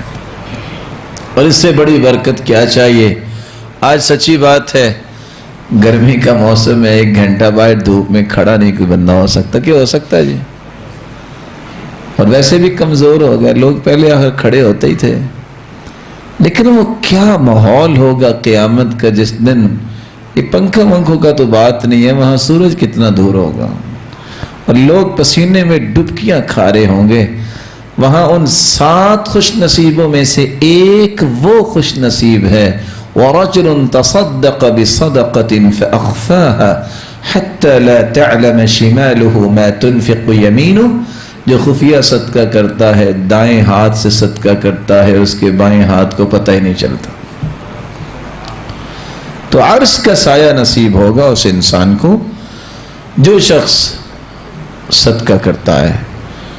14ویں فضیلت، اللہ تعالیٰ نے جنت کے دروازے بنائے ہیں، جو نماز کا پابند ہے اس کو نماز کے دروازے سے بلایا جائے گا، اور ایک ایسا خوش نصیب بھی ہوگا جو صدقہ کرنے والا ہے کہ جس کو باب الصدقہ سے آواز دی جائے گی، آجو یہ دروازہ تمہارے لیے ہے، اس دروازے سے جنت آ جاؤ۔ اور صحیح بخاری کی روایت اگر پڑھ لی جائے تو ایمان تازہ ہو جاتا ہے۔ اللہ کے رسول بیٹھے بیٹھے کہتے صدقہ کرو، کوئی آ جاتا کوئی تو صحابہ اجازت لیتے، اللہ کے رسول اجازت ہے ذرا بازار چلے جائیں، بھلا کیا لینے؟ خرید و فروخت نہیں۔ كنا نتحامل على اظهرنا، وہاں مجلس سے اٹھ کے جا کے کلی بنتے، کچھ وزن بوجھ اٹھاتے، جو درم و دینار ملتا وہ لا کے صدقہ کر دیتے۔ تو رسول اللہ صلی اللہ علیہ وسلم نے فرمایا، یہ 14ویں فضیلت ہم بیان کر رہے ہیں کہ قیامت کے دن اللہ رب العزت اس کو باب الصدقہ سے بلائیں گے۔ ابن حجر اسقلانی صحیح بخاری کی شرح میں ایک روایت لائے ہیں، فرشتوں نے اللہ تعالیٰ سے پوچھا سب سے طاقتور چیز کون سی بنائی؟ اللہ نے فرمایا پتھر۔ کہا اس سے بھی کوئی طاقتور بنائی؟ کہا لوہا، لوہا پتھر کو کاٹ دیتا ہے۔ کہا اس سے بھی طاقتور کوئی چیز ہے؟ کہا آگ، آگ کے اندر لوہے کو رکھو پگھل جائے گا۔ کہا آگ سے بھی کوئی طاقتور چیز ہے؟ کہا پانی ہے، پانی ڈالو آگ میں تو آگ ختم ہو جائے گی۔ کہا اس سے بھی کوئی طاقتور چیز ہے؟ پانی سے بھی؟ کہا ہوا ہے، ہوا پانی کو اڑاتی ہے، بخارات بنتے ہیں، بادل بنتے ہیں، بارش ہوتی ہے۔ کہا اس سے بھی طاقتور کوئی چیز ہے؟ کہا اس سے طاقتور میرے بندے کا خفیہ صدقہ ہے۔ جب دنیا کی ساری طاقتیں ختم ہو جاتی ہیں وہاں پھر میرے بندے کے دیے ہوئے صدقے کی طاقت سامنے آتی ہے۔ اللہ رب العزت ہمیں یہ بات سمجھنے کی توفیق عطا فرمائے۔ بات آپ نے صدقے کی سنی، چونکہ ہم اس منہج کو دنیا کے سامنے رکھنا چاہتے ہیں، جمود والا نہیں، اسلام کا وہ منہج جو بہت خوبصورت ہے، جس میں زندگی کے سارے پہلو ہوتے ہیں۔ میرا مقصود صرف مال کا صدقہ نہیں ہے،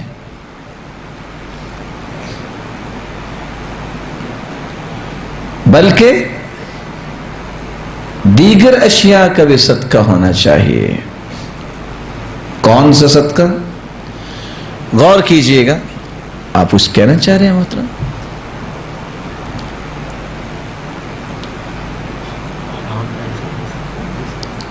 اللہ آپ کو برکت دے۔ میں انشاءاللہ بھی آداب میں یہ بات پیش کروں گا۔ رسول اللہ صلی اللہ علیہ وسلم نے فرمایا بِكُلِّ تَسْبِيحَةٍ صَدَقَةٍ، سبحان اللہ کہنا بھی صدقہ ہے۔ بِكُلِّ تَحْمِيدَةٍ صَدَقَةٍ، الحمدللہ کہنا بھی صدقہ ہے۔ بِكُلِّ تَكْبِيرَةٍ صَدَقَةٍ، اللہ اکبر کہنا بھی صدقہ ہے۔ بِكُلِّ تَحْلِيلَةٍ صَدَقَةٍ لا الہ الا اللہ کہنا بھی صدقہ ہے. وَأَمْرٌ بِالْمَعْرُوفِ صَدَقَةٍ نیکی کا حکم کرنا بھی صدقہ ہے. وَنَهْيٌ عَنِ الْمُنْكَرِ صَدَقَةٍ اور برائی سے منع کرنا بھی صدقہ ہے. وَفِي بُضْعِ أَحَدِكُمْ صَدَقَةٍ اپنی بیوی کے حقوق پورے کرنا بھی صدقہ ہے. وَاسْتَغْفَرَ اللَّهِ اور استغفر اللہ کہنا بھی صدقہ ہے. وَتَسْلِيمُهُ لِمَنْ لَقِيَ جس کو بھی ملو اس کو سلام کرنا بھی صدقہ ہے. تبسمک فی وجہ اخیک لک صدقہ اور کسی بھائی کو مسکرا کر ملنا بھی صدقہ ہے. یعزل الشوک عن الطریق والعظم والحجر راستے سے ہڈی پتھر کانٹا ان کو دور کر دینا یہ صدقہ ہے. تہدی الاعمى نابینے کو صحیح راستہ دکھانا بھی صدقہ ہے. تسمع الاصم والابکم حتى یفقہ گونگے اور بہرے کو راستہ بتا دینا یا اس کی رہنمائی کر دینا یہ بھی صدقہ ہے. تدل المستدل على حاجة له قد علمت مكانها نا واقف کو اس کی ضرورت پوری کر دینا واقفیت اور رہنمائی دے دینا صدقہ ہے. تسعى بشدة ساقيك إلى اللهفان المستغيث جو آپ کو مدد کریے پکار رہا ہے دوڑ کے اس کی طرف جانا یہ صدقہ ہے. كل كلمة طيبة صدقة والكلمة الطيبة صدقة اچھی بات کرنا یہ بھی صدقہ ہے. والشربة يسقيها والشربة من الماء يسقيها صدقة کسی شخص کو پانی کا گھونٹ پلا دینا یہ بھی صدقہ ہے. رسول اللہ صلی اللہ علیہ وسلم نے فرمایا اپنی بیوی پہ بچوں پہ خادم پہ اپنے اوپر اور ذی رحمہ و قرابتی رشتہ داروں پر اور قریبی لوگوں پر خرچ کرنا بھی صدقہ ہے. رسول اللہ صلی اللہ علیہ وسلم نے فرمایا وَبَصَرُكَ لِلرَّدِيءِ الْبَصَرِ لَكَ صَدَقَةٌ جس کی نظر کمزور ہے اس کو اس کی مدد دے دینا کہ وہ اپنی مناسب جگہ پہ پہنچ جائے یہ صدقہ ہے. آپ نے فرمایا تعین الرجل علی دابتہ فیحمل علیہا کوئی شخص اکیلا کھڑا ہے اور کسی کے پاس سواری نہیں اس کو اپنی سواری پہ بٹھا لینا اور اس کو آج کل کے ماحول میں جس میں کہتے ہیں لفٹ دے دینا صدقہ ہے. تحمل علیہا متاعہ اگر اس کے پاس سامان زیادہ ہے اس کے سامان کو اٹھا کے اس کی سواری پہ رکھ دینا یہ صدقہ ہے. الضیافۃ ثلاثۃ ایام مہمان نوازی جو ہے وہ 3 دن ہوتی ہے. فما زاد فهو صدقہ اگر آپ کے پاس کچھ 4 دن رہے تو اس کو دھکا نہ دو جتنا بھی کچھ کھائے گا وہ صدقہ ہے. کل قرض صدقہ آپ جتنا بھی قرض لوگوں کو دیتے ہیں وہ صدقہ ہے. ومن انظر معسرا اور جو کسی قرض جس کو آپ دے چکے ہیں اس کو مہلت دیتے ہیں تو یہ بھی صدقہ ہے. کل خطوۃ یخطوها الی المسجد صدقہ ہر مسجد کی طرف اٹھنے والا قدم صدقہ ہے. رسول اکرم صلی اللہ علیہ وسلم نے فرمایا تعدل بین اثنین صدقہ 2 مسلمانوں کے درمیان عدل و انصاف کے ساتھ سلوک کروانا یہ صدقہ ہے. کف نفسک کفک عن شر الناس صدقہ آپ ایک تو یہ ہے کہ کسی کو دکھ دیں اگر آپ کچھ بھی نہیں کر سکتے تو اپنے آپ کو تکلیف دینے سے باز رکھو یہ بھی تمہارے لیے صدقہ ہے. رسول اکرم صلی اللہ علیہ وسلم نے فرمایا تہجد کی نیت سے سونے والے کے لیے وہ نیند بھی صدقہ ہے. ما من مسلم يزرع زرعا ولا يغرس غرسا فَيَأْكُلُ مِنْهُ طَيْرٌ أَوْ بَهِيمَةٌ أَوْ إِنسَانٌ إِلَّا كَانَتْ لَهُ بِهِ صَدَقَةٌ. آپ نے درخت لگایا، وہ پھلدار درخت تھا، آپ باغبانی کرتے ہیں، آپ تو سوئے ہوئے ہیں گھر میں، لیکن اگر کسی پرندے نے کچھ کھا لیا، کسی جانور نے ضرورت پوری کر لی، کسی انسان نے کچھ توڑ کے کھا لیا، یہ سارے کا سارا آپ کے نام اعمال میں صدقہ لکھا جائے گا. رسول اکرم صلی اللہ علیہ وسلم نے فرمایا، اور یہ بات غور سے سننے والی ہے. علبہ بن زید بن حارثہ رضی اللہ تعالی عنہ جب صدقے کے بارے میں ترغیب دلائی تو ان کے پاس کچھ نہیں تھا. کہتے ہیں اللہ کے رسول میں نے بھی صدقہ کرنا ہے لیکن مال نہیں ہے. اچھا پھر کہا میں ایک چیز صدقہ کرنے لگا ہوں. کون سی چیز؟ انی اتصدق بعرضی علی من نالہ. اور دوسری روایت میں آتا ہے کہ من قذفنی او شتمنی فہو فی حل. اللہ کے رسول میں اپنی عزت کا صدقہ کرتا ہوں، جو مجھے لعن طعن کرے، ملامت کرے، گالی دے، مجھ پہ الزام لگائے، میں نے اسے معاف کیا. اللہ کے رسول نے فرمایا اللہ نے تیرا یہ صدقہ قبول کر لیا. تو صدقے کی یہ ساری قسمیں ہی مسلمانوں کے لیے ہیں، صرف مال کا صدقہ نہیں. آپ چلتے پھرتے آپ کے پاس مال نہیں، سبحان اللہ کہیں، الحمدللہ کہیں، اللہ اکبر کہیں، لا الہ الا اللہ کہیں، نیکی کا حکم کریں، برائی سے منع کریں. بھلا سلام کہنے پہ بھی کوئی بل آتا ہے؟ بھلا کسی انسان کو نیکی کی بات بتانے سے بھی کوئی مسئلہ ہوتا ہے؟ اور کچھ نہیں ہے تو انسان مسکرا کے دکھا دیتے. بسمک فی وجہ اخیک لک صدقہ. مسکرانا بھی یہ صدقہ ہے. اللہ رب العزت یہ صدقہ اور اس کی انواع کو سمجھنے کی توفیق عطا فرمائے. تو آئیے ایک ضروری پہلو کہ آپ کے دل میں بھی یہ خیال آئے گا کہ کون سا صدقہ اللہ کے ہاں سب سے افضل ہے. اس ضمن میں چند باتیں. سب سے پہلی بات، خفیہ صدقہ یہ افضل صدقہ ہے. کب؟ جب انسان اس نیت سے خفیہ صدقہ کرے، ریاکاری سے بچنے کے لیے. لیکن بسا اوقات ظاہری صدقہ افضل ہوتا ہے. کب؟ جب اس کے صدقے کی وجہ سے دوسرے لوگ بھی صدقے کے لیے تیار ہو جائیں. ان تبدوا الصدقات فنعما هي وان تخفوها وتؤتوها الفقراء فهو خير لكم. اگر تم صدقہ ظاہر کرو تو بہت اچھا ہے، لیکن اگر تم خفیہ طریقے سے دے دو فقیروں کو، ضرورت مندوں کو، فہو خیر لکم، تمہارے لیے بہت بہتر ہے. دوسرا صدقہ، ایک صدقہ وہ ہوتا ہے بخار ہو گیا، سر درد ہوگی، تکلیف ہوگی، غم آ گیا، لاسز ہو گیا تو صدقہ انسان کرتا ہے. نہیں، یہ تو ہر بندہ ہی کرتا ہے. صدقہ افضل وہ ہے جو صحت کی حالت میں کیا جائے.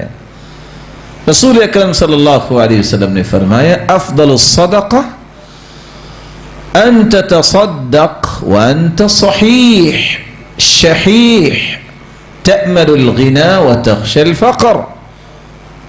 صدقہ افضل وہ ہے تمہیں ضرورت بھی ہو اور تم صحت مند بھی ہو، پھر تم صدقہ کرو. تمہاری خواہش بھی ہو کہ میں امیر بنوں، میں کہیں فقیر نہ ہو جاؤں صدقہ دے کے. ایسی کیفیت میں اگر انسان صدقہ کرتا ہے تو یہ افضل صدقہ ہے. تیسرا صدقہ واجب کی ادائیگی، جس کو قرآن مجید نے کچھ یوں بیان کیا ہے وَيَسْأَلُونَكَ مَاذَا يُنْفِقُونَ قُلِ الْعَفْوَ كَذَلِكَ يُبَيِّنُ اللَّهُ لَكُمُ الْآيَاتِ لَعَلَّكُمْ تَتَفَكَّرُونَ فِي الدُّنْيَا وَالْآخِرَةِ. لوگ پوچھتے ہیں کہ خرچ کیا کریں، تو حکم دیا العفو، جو آپ کے پاس زائد ہے خرچ کرو. شاید کہ اس سے تمہارے اندر غور و فکر کی صلاحیت آ جائے. تو واجبی ادائیگیاں جو ہیں آپ کے پاس اگر ضرورت پوری ہو گئی ہے، مال بچ گیا ہے، تو واجبی ادائیگی کیا ہے؟ مسلمانوں کے ساتھ خیر خواہی. اپنے مال کی زکوٰۃ، اور اپنے مال کی زکوٰۃ کا سادہ سا مفہوم یہ ہے جس نے اپنے مال کے برتن کو دھونا ہے، صاف کرنا ہے، چمکانا ہے، اور اس میں اپنی مرضی سے ہی برتن کو بھرنا ہے، وہ زکوٰۃ دے دے اپنی مرضی سے. کیونکہ زکوٰۃ کا معنی یہ ہے کہ مال پاک ہوتا ہے اور مال میں برکت آتی ہے. اس لیے قرآن مجید نے جو لفظ بولے ہیں یہ میں نے اپنے پاس سے نہیں بولے، اپنی مرضی سے. فَأُولَئِكَ هُمُ الْمُضَّعِفُونَ وَمَا آتَيْتُم مِّن زَكَاةٍ تُرِيدُونَ وَجْهَ اللَّهِ فَأُولَئِكَ هُمُ الْمُضَّعِفُونَ. جو تم زکوٰۃ دیتے ہو، اللہ کی راہ میں دیتے ہو، لفظ قرآن نے کیا کہہ دیے؟ فَأُولَئِكَ هُمُ الْمُضْعِفُونَ. بڑھانے والے یہ خود ہیں. جتنا مال میں برکت چاہتے ہیں اتنا زیادہ خرچ کر لیں. اللہ نے مضعفون کی نسبت ہی ان کی طرف کر دی. اب یہ جتنا چاہتے ہیں مال پاک کرنا اور جتنی برکت چاہتے ہیں اتنا اپنے مال کو اللہ کی راہ میں پیش کر دے. چوتھا رستہ جس میں افضل صدقہ ہے، افضل الصدقۃ جہد المقل وابدأ بمن تعول. سب سے بہترین صدقہ جب آپ کے پاس بہت تھوڑا مال ہے پھر بھی آپ کہتے ہو نہیں اللہ دے گا، مجھے کچھ کرنا چاہیے. جب مال ہو تو پھر تو سارے ہی کرتے ہیں، لیکن مال تھوڑا ہے اس وقت انسان جب اللہ کی راہ میں پیش کرتا ہے تو یہ افضل صدقہ ہے. پانچواں صدقہ جو سب سے افضل صدقہ اللہ کے رسول نے کہا، اور یہ تو میرا خیال ہے ساری دنیا ہی کر رہی ہے، حدیث صحیح مسلم کی ہے، 4 دیناروں کا تذکرہ کیا. دینار انفقته فی رقبہ ودینار تصدقت به على مسكين ودينار تصدقت به على مسكين ودينار أنفقته في رقبة ودينار أنفقته على أهلك. ایک وہ دینار جو آپ نے اللہ کی راہ میں دیا، دوسرا وہ دینار جو آپ نے کسی کی گردن آزاد کرنے کے لیے دیا، تیسرا وہ دینار جو آپ نے اللہ کی راہ میں دیا، مسکین گردن آزاد کرنا اللہ کی راہ میں، اور چوتھا دینار جو تم نے اپنی بیوی کی جائز ضرورتوں کو پورا کرنے کے لیے دیا. اب کسی کی گردن آزاد کرنا چھوٹا کام تو نہیں، اللہ کی راہ میں دینا چھوٹا کام تو نہیں، اور مسکین کو دینا کوئی چھوٹا کام تو نہیں ہے. لیکن فرمایا اعظم اجرا الذي انفقته على اهلك، اجر کے اعتبار سے سب سے قیمتی اور عظیم دینار وہ ہے جو تم نے اپنی بیوی پہ خرچ کیا. لیکن کاش صحیح مسلم کی روایت کسی کی سمجھ میں آ جائے تو آج بہت ساری طلاقیں رک سکتی ہیں جن کا سبب پتہ چلتا ہے خرچ نہیں پورا دیتا. اور مال ہے کہ نہیں ہے؟ مال بہت زیادہ ہے، دیتا کیوں نہیں؟ کہتا ختم ہو جائے گا. تو بندے نے بھی ختم ہو جانا ہے. اور بعض بندے ایسے ہوتے ہیں یا اللہ ایسا مال ہمیں نہ دینا، وہ بیچارے اپنی جان پہ بھی خرچ نہیں کرتے، ان کی زندگی نہیں ہے تو شرمندگی میں زندگی گزار رہے ہیں. یعنی اس سے بڑا بھی کوئی بد نصیب ہے جس کو اللہ نے نعمت دی ہے اور وہ اپنے اوپر بھی خرچ نہیں کرتا.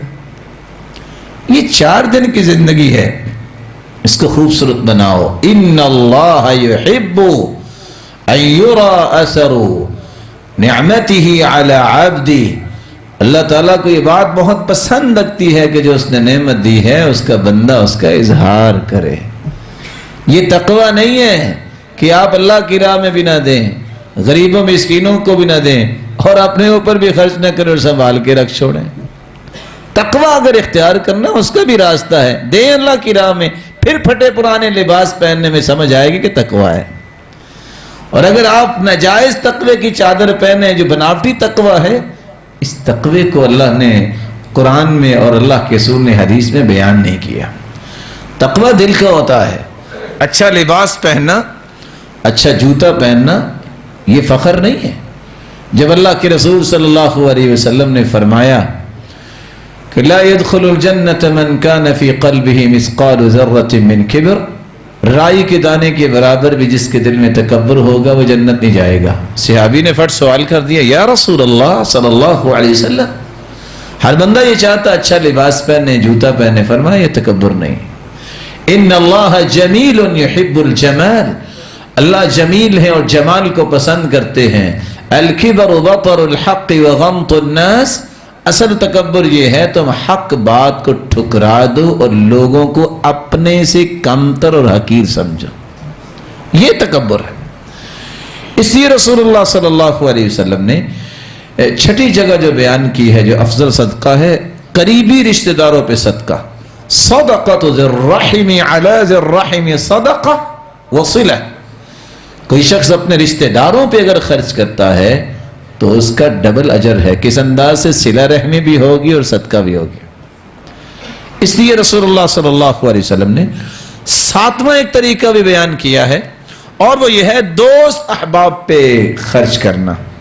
ثوبان رضی اللہ تعالی عنہ روایت کرتے ہیں، اور روایت کے شروع میں الفاظ ہیں افضل الدنانیر، سب سے افضل دینار وہ ہیں، دینار ينفق الرجل علی عیالی، جو شخص اپنے گھر والی پہ خرچ کرتا ہے، ودینار ينفق الرجل علی دابته فی سبیل اللہ، اور جو اللہ کی راہ میں اپنی سواری پہ خرچ کرتا ہے، ودینار ينفق الرجل علی اصحابہ فی سبیل اللہ، اور تیسرا دینار جو اپنے ساتھیوں پہ خرچ کرتا ہے اور وہ اللہ کی راہ میں نکلا ہوا ہے۔ تو رسول اللہ صلی اللہ علیہ وسلم نے دوست احباب پہ جب اللہ کی راہ میں انسان نکلتا ہے پھر بخل نہیں کرنا چاہیے۔ اور یہاں جب بھی بندہ کو نکلتا ہے لڑائی ہو جاتی ہے، اور بعض لڑائیاں اتنی وہ بچگنا یاد کروا دیتی ہیں۔ وہ بچے چھوٹے چھوٹے ہوتے تھے نا، اوے میں نے تمہیں سموسا کھلایا تھا، کہتا تو میں نے بھی تمہیں پکوڑے کھلائے تھے نا، وہ اس بات پہ جھگڑ رہے ہوتے ہیں، 10 روپے اور 20 میں کہتا ہوں 100 روپے پہ لڑائی ہو جاتی ہے، 100 روپے کی کیا قیمت ہے؟ ایک مسلمان تمہارا بھائی ہے، اللہ تعالیٰ نے تمہیں کتنا اچھا بھائی دیا ہے، اور لڑائی سے 100 روپے پہ۔ بخل جو ہے وَأَيُّ دَاءٍ أَدْوَى مِنَ الْبُخْلِ، سب سے بڑی بیماری جو دنیا میں آئی ہے بخل کی بیماری۔ آٹھواں وہ مال جو افضل صدقہ بن سکتا ہے، افضل الصدقات غل فسطاط فی سبیل اللہ، اللہ کی راہ میں خیمہ لگانا، اس پہ جو خرچ آئے گا افضل صدقہ ہوگا۔ او منحت خادم فی سبیل اللہ، جو اللہ کی راہ میں چلتا ہے اس کو خادم دے دینا کہ یہ آپ کی خدمت کرے گا، یہ بہت بڑا صدقہ ہے، افضل صدقہ ہے۔ او طروقۃ فحل فی سبیل اللہ، اللہ کی راہ میں ایک جانور آپ نے وقف ہی کر دیا ہے، ٹھیک ہے جی یہ اللہ کی راہ کا استعمال ہوگا۔ اس وقت جانور تھے، اور آج جانوروں کی جگہ کون سی چیزیں کام دے رہی ہے؟ گاڑی ہے۔ کبھی آپ نے سنا ہے کسی جگہ کسی نے سائیکل کسی کو لے کے دیا ہو؟ بولے سنا کبھی؟ وہ دیکھیں ترکیہ کے صدر نے بچوں کو کیسے نمازی بنایا کہ جو صبح کی نماز 40 دن جو ہے وہ تکبیر اولیٰ کے ساتھ پڑھے گا، سائیکل انعام دیے۔ یہ سوچ ہے اصل میں، یہ ایک ویژن ہے، جس میں ویژن کی کلیئرٹی ہو نا تو وہ اس طرح کے پہلو اختیار کرتا ہے۔ لیکن آج ہم نے ان باتوں کو چھوڑ دیا۔ وہ اللہ تعالیٰ غریق رحمت فرمائے، آج تو حالت وہ ہو گئی۔ وہ ایک نیک بزرگ تھے، وہ کہا کرتے تھے آج جس نے نمازی بن گیا اور داڑھی رکھ لی تو لوگوں کا پتہ کیا ظن ہوتا ہے؟ نا اس کو پوری زندگی سائیکل نصیب نہیں ہونا چاہیے، یہ پیدل ہی چلے بس۔ یہ گاڑیاں جو ہے نا یہ تو ان لوگوں کے لیے جو افسر ہوتے ہیں، بھلا نمازی پرہیزگار سے بڑا بھی کوئی افسر ہے؟ وہ اتفاق سے ایک شخص، اس کا اپنا خیال تھا، اچانک ایک مہمان آیا محترم، کہتا یہ 19ویں گریڈ کا بندہ ہے، اب پتہ تو تھا کہ 19ویں گریڈ کس کو کہتے ہیں. میں نے کہا بس. کہتے جی کیا مطلب؟ میں نے کہا یہ سارے قاری بیٹھے ہیں 22ویں گریڈ کے بندے ہیں. وہ نہ سوچ نہیں پڑ گیا کہ کس محکمے میں 22ویں گریڈ میں پہنچے ہیں اور ابھی تک ریٹائر بھی نہیں ہوئے. تو جو قرآن پڑھنے والا بلا اس سے بڑا بھی کسی کا گریڈ ہے. گریڈ وہ ہے کہ جبریل کو بھی اللہ نے پابند کر دیا کہ جاؤ اپنے میرے پیارے پیغمبر کو بتاؤ جنت میں جو آگے آگے آپ کے چل رہا ہے نا یہ وہ ہے جس کو لوگ غلام کہتے ہیں. اور سیدنا ابو بکر کہتے تھے بلال سیدنا، یہ بلال ہمارا سردار ہے. گریڈ تو سر یہ ہے. تو بات یہ کر رہے تھے افضل صدقہ پانی پلانا اور کنواں کھدوانا یہ بھی افضل صدقہ ہے. افضل الصدقہ سقی الماء، پانی لوگوں کو پلانا یہ بھی افضل صدقہ ہے. سعد رضی اللہ تعالیٰ عنہ اللہ کے رسول کے پاس گیا کہ میری ماں اللہ کے پاس چلی گئی ہے، میں کیا کروں؟ آپ نے فرمایا الماء، اگر اس کے لیے کوئی صدقہ کرنا چاہتے ہو تو لوگوں کے لیے پانی کا بندوبست کرواؤ. فحفر بئرا، تو انہوں نے ایک کنواں کھدوا دیا تھا. 10واں صدقہ جو افضل صدقہ ہے سلو کروانا. افضل الصدقہ اصلاح ذات البین، دو لوگوں کے درمیان سلو کروانا یہ بھی افضل صدقہ ہے. رسول اللہ صلی اللہ علیہ وسلم کے ان فرامین کی روشنی میں ان صدقات کے پہلوؤں کو اختیار کرنا چاہیے. میں آخر میں صرف صدقات اور اللہ کی راہ میں مال خرچ کرنے کی چند آداب آپ کے سامنے رکھنا ضروری سمجھتا ہوں تاکہ ہم جب خرچ کریں تو ہمارے سامنے ہونا کیا چاہیے. پہلی تو بات یہ ہے کہ آپ 1 روپیہ خرچ کریں یا 1 لاکھ روپیہ یا 1 کروڑ روپیہ، اگر اخلاص نہیں ہے یاد رکھنا آپ ساری زندگی ہاتھ بھر بھر کے صدقہ کریں اس کا کوئی فائدہ نہیں. اس لیے سوچا کریں، نیت بنایا کریں یا اللہ میں صرف تیری رضا کے لیے دینا چاہتا ہوں. بار بار یہ اپنے آپ کو درست کیا کریں. اس کی وجہ کیا ہے؟ اللہ تعالیٰ نے آپ کی جانوں اور آپ کے مال کا بدلہ جنت رکھا ہے. ان اللہ اشترى من المؤمنین انفسهم واموالهم بان لهم الجنہ، اللہ نے سودا کر لیا اپنے بندوں سے کہ تمہارے مالوں اور جانوں کے بدلے میں تمہیں جنت نصیب کروں گا. اس لیے نیک لوگ اور سلف کہا کرتے تھے جو مال بھی خرچ کرے جان بھی خرچ کرے اور جنت سے کم چیز پہ سودا کر بیٹھے اس سے خسارے والا تاجر ہی کوئی نہیں. اللہ نے تو جنت رکھی ہے، اس لیے جنت سے کم چیز پہ کبھی کمپرومائز نہیں کرنا چاہیے. دوسری بات، کبھی بھی اس نیت سے صدقہ نہ کیا کریں کہ یہ تو اچھی چیز ہے یہ تو اور نہیں اس کو چھوڑیں اور یہ کوئی پرانی چیز دے دیتے ہیں. ان لوگوں نے بات بنائی ہوئی ہے نا، وہ غریب گیا بیچارہ ریڑی پہ کہتا اللہ کے لیے کچھ دے دو. اس نے ڈھونڈا کون سا ہے کوئی سیف جو گلا گلا ہے، اس نے لیا. تھوڑی دیر کے بعد آ کے کہتا ہے یہ سیب دے دو. اس نے ظاہر قیمت وصول کی، اچھا دیا.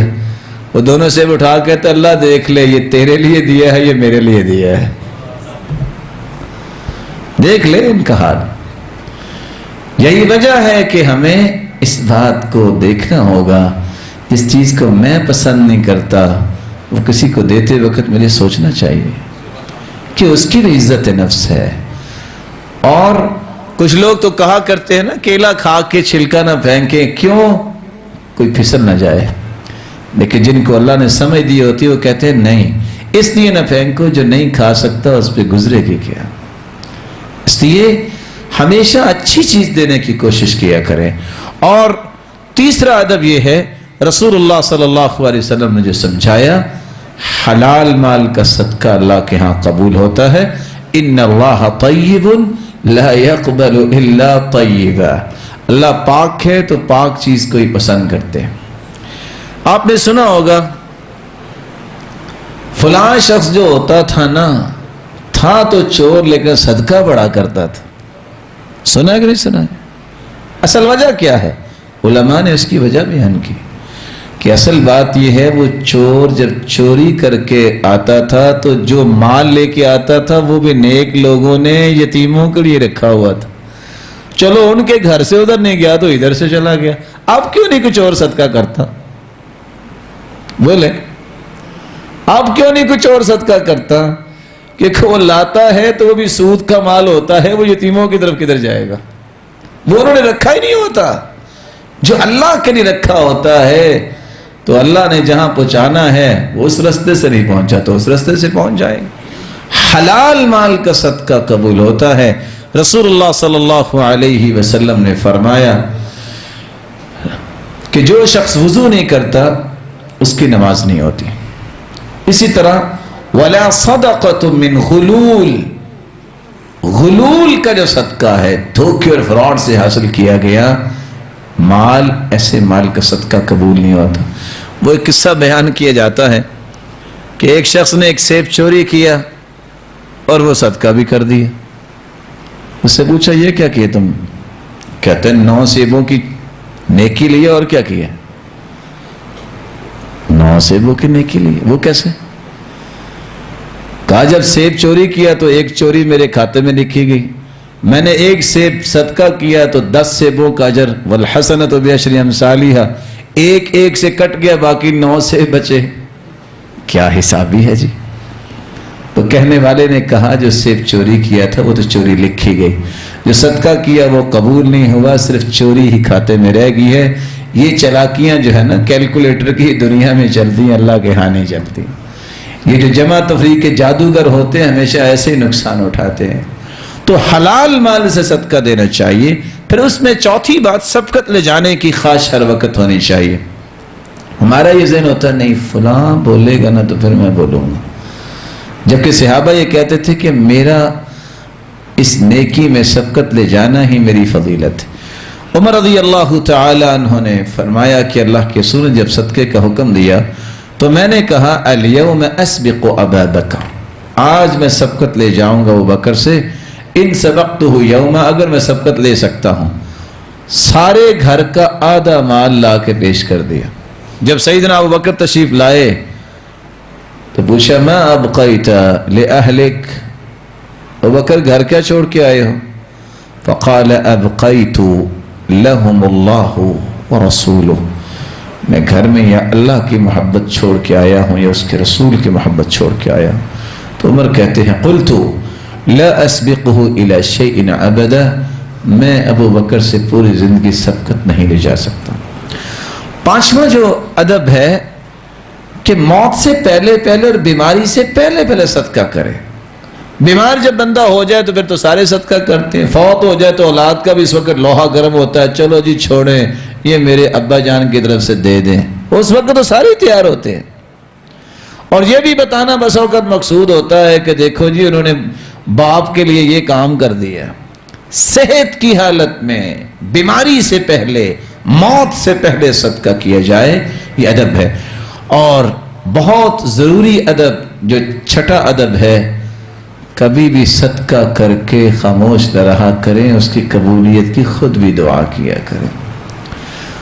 اور کبھی اس آیت کو اکیلے بیٹھ کے پڑھیے گا کہ یہ آیت کس ہستی کے بارے میں بات کر رہی ہے؟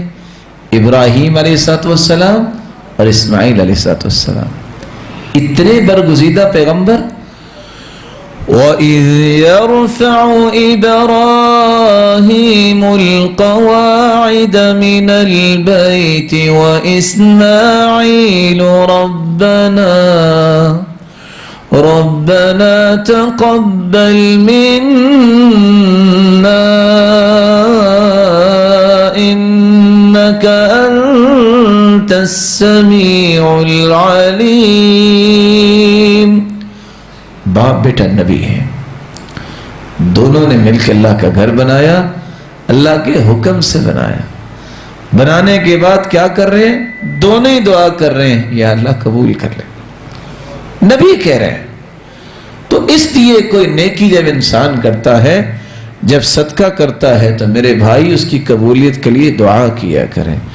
جس طرح سلف صالحین 6 مہینے رمضان مانگتے مانگتے روتے روتے گزار دیتے, اور 6 مہینے جب رمضان گزر جاتا تو پھر اس کی قبولیت کے لیے دعائیں کرتے کرتے گزار دیتے۔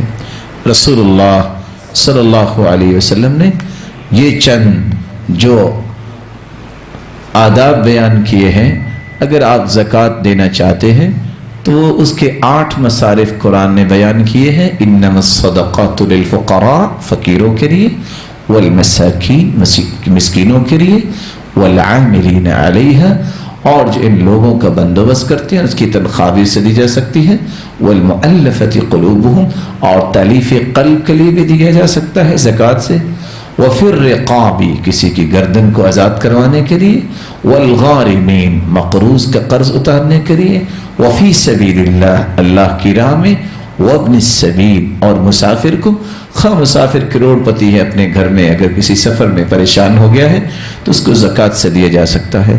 اسی طرح صدقہ جو ہے وہ آپ کسی جگہ پہ بھی خرچ کر سکتے ہیں۔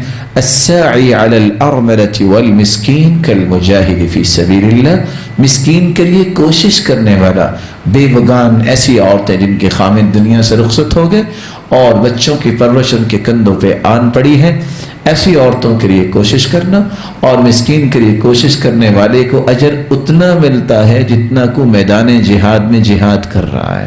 اور دوسری روایت کے لفظ یہ ہیں وَكَالصَّائِمِ الَّذِي لَا يُفْطِرُ وَكَالْقَائِمِ الَّذِي لَا يَفْطُرُ، وہ تو ایسا ہے جس نے پوری زندگی روزہ رکھا اور جس نے پوری زندگی تہجد پڑھی ہے۔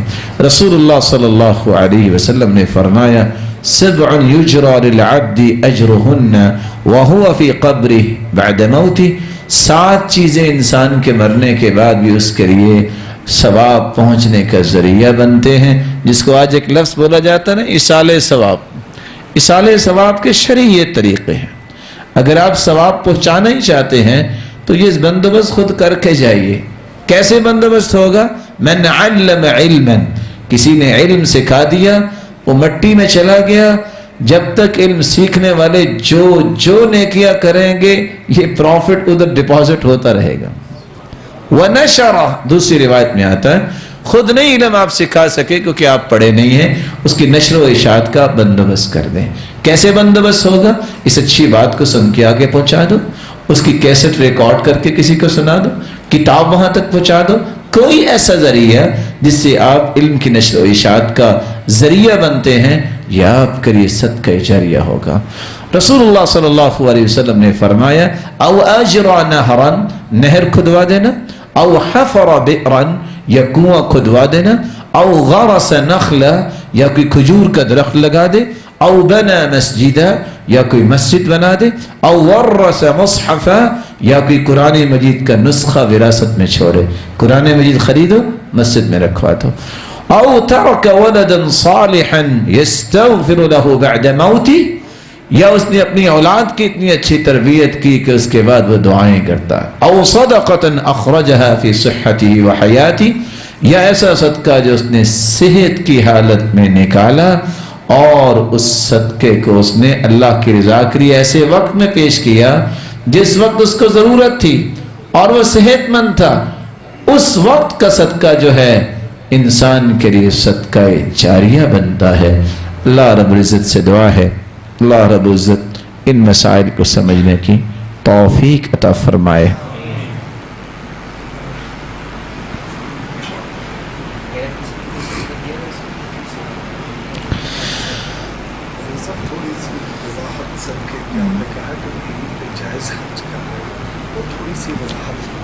یہ بھائی نے بہت اچھا سوال کیا، اللہ تعالیٰ ان کو سلامت رکھے کہ بیوی پہ خرچ کرنا صدقہ کیسا ہے۔ یہاں بات کو میں تھوڑا سا وضاحت دینا چاہوں گا۔ زکوٰۃ انسان اپنی بیوی کو نہیں دے سکتا، بیوی اپنے خامن کو زکوٰۃ دے سکتی ہے۔ انسان اپنے باپ اور ماں کو، دادا اور دادی اور نانا اور نانی، بیٹا اور بیٹی، اپنے پوتا اور پوتی اور نواسا اور نواسی کو زکوٰۃ نہیں دے سکتا۔ اصول اور فروع زکوٰۃ اس کو نہیں رکھ سکتے۔ آپ نیکی کی غرض سے خیر سگالی کے طور پہ آپ ویسے مال خرچ کر سکتے ہیں۔ اسی طرح جو غنی ہوتا ہے اس کو زکوٰۃ نہیں لگتی۔ حدیث میں آتا ہے لا زکات لغنی ولا لقوی، ایسا گبرو جوان جو کام کر سکتا ہے اس پہ زکات نہیں لگتی۔ رسول اکرم صلی اللہ علیہ وسلم کے پاس ایک شخص آیا اور اس نے کہا کہ مجھے زکات دو۔ آپ نے اس کے سر سے پاؤں تک نظر دوڑائی، کہا کہ تیرے لیے زکات لینا جائز نہیں ہے۔ اب سوال بھی ہے کہ اس وقت بازاروں میں اور روڈ پہ ایسے لوگ ہوتے ہیں، کیا ان کو زکات یا صدقہ دینا چاہیے؟ اس سوال کا جواب تو میرا خیال ہے آپ بہتر دے سکتے ہیں۔ کبھی آپ نے دیکھا ہے کہ جو مانگنے والے ہوتے ہیں ان کی شادیاں دیکھی؟ آپ میں سے کوئی ایسا میرا بھائی ہے کہ جس کی بارات ہیلی کاپٹر پہ گئی ہو؟ بولے۔ ایسے لوگ بھی موجود ہیں جو روڈ پہ نظر آتے ہیں، جب ان کی شادی ہوئی تو انہوں نے بارات ہیلی کاپٹر پہ لے کے گئے۔ آپ سوچ سکتے ہیں؟ لیکن میری بات کو سمجھیے، آپ ان لوگوں کے ساتھ برا سلوک نہ کریں۔ بس کیا کریں؟ اگر آئیں تو ان کو دعا دے دیں، سمجھا دیں۔ میں یہ کیوں کہہ رہا ہوں فَأَمَّا السَّائِلَ فَلَا تَنْهَرْ، سوالی کو ڈانٹیے نہیں، ہے تو دے دیں۔ اگر آپ دیکھتے ہیں کہ یہ اس کے پروفیشنل بننے میں اور قوت دے گا، میرا مال اس کو برائی پہ لگائے گا، تو آپ نہ دیں، لیکن اس کے ساتھ بدتمیزی نہ کیجیے، ڈانٹیے نہیں۔ آپ صرف سمجھا دیں کہ آپ کوئی کام کریں، اللہ آپ کو برکت دے گا، اگر آپ چاہتے ہیں تو میں بھی آپ کی ہیلپ کروں گا، لیکن اس کو غلط کام پہ مدد مت دیں۔ لیکن جہاں مدد نہیں دینی وہاں آپ اپنے اخلاق کو مت گرائیے۔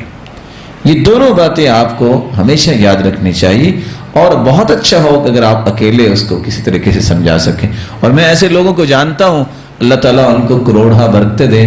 یقین مانیے بعض لوگوں کو اللہ نے اتنی توفیق دی ہوتی ہے، ان کے کسی بھی عمل پہ اتنی خوشی ہوتی ہے کہ میں آپ کو بتا نہیں سکتا۔ اب اس کے پاس ایک شخص چلا گیا کہ میری یہ ضرورت ہے، اس نے کہا اچھا ایسا کرو، تیری ساری میں ضرورت پوری کرتا ہوں، وعدہ کرو آئندہ سے مانگوں گا نہیں۔ کتنے پیسے چاہیے؟ اس نے بھی کہہ دیا 60,000۔ اس نے کہا یہ لو، لیکن آئندہ سے مجھے تم نظر نہ ہو مانگنا، تمہیں جب ضرورت ہوگی میں پوری کروں گا۔ یعنی اس شخص کا ایمان دیکھیے کہ اس نے برائی کا دروازہ بھی بند کرنا چاہا اور مسلمان کی ضرورت بھی پوری کر دی۔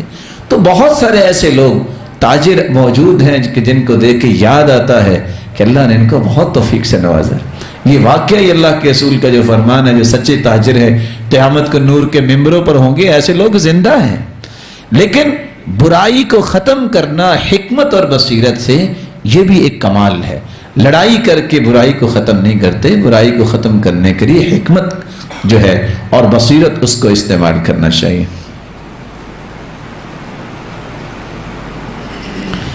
کوئی لوگ صدقہ اس طرح کرتے ہیں کہ سر پر وار کر نہر پھینک دیتے ہیں، پتہ نہیں یہ بھی کہیں پڑھا ہی ہوگا انہوں نے۔ اللہ کے رسول صلی اللہ علیہ وسلم کے صحابہ نے تو ایسا کام نہیں کیا اور نہ ہی اس کا حکم آیا۔ ابن ماجہ کی حدیث نمبر 1388 15 شعبان کے حوالے سے ہے، قیام کرو کو روزہ رکھو۔ یہ 15 شعبان تو گزر نہیں گئی جی، چلو آئندہ سال مسئلہ حل کر لیں گے۔ پھر حدیث سنیے، اگر پوچھ لیا ہے کسی بھائی نے، حدیث میں آتا ہے ان اللہ، بے شک اللہ تعالیٰ، یطلع، جھانکتے ہیں۔ کب جانتے ہیں؟ شعبان کی 15ویں رات کو۔ اور فیغفر لکل رجل، ہر شخص کو اللہ معاف کر دیتے ہیں سوائے 2 لوگوں کے، الا لمشرک او مشاح، ایک مشرک کو اللہ معاف نہیں کرتے اور ایک کینہ پرور کو اللہ معاف نہیں کرتے۔ بات سمجھیں آپ؟ یہ حدیث ہے جو ابن ماجہ کی، اس کو بعض نے صحیح کہا ہے، اور حقیقت میں یہ 3 علتوں کی وجہ سے حدیث ضعیف ہے۔ لیکن سادہ سی حدیث، ترجمہ بھی آپ کے سامنے ہے۔ اس حدیث میں کوئی ترجمہ آپ نے سنا ہے کہ روزہ بھی رکھو اور رات ساری جاگتے رہو؟ بولے یہی کہا ہے نا کہ اللہ تعالیٰ معاف کرتے ہیں۔ اگر اللہ معاف کر دے آپ کو اعتراض کیا ہے؟ کوئی ہے اعتراض آپ کو؟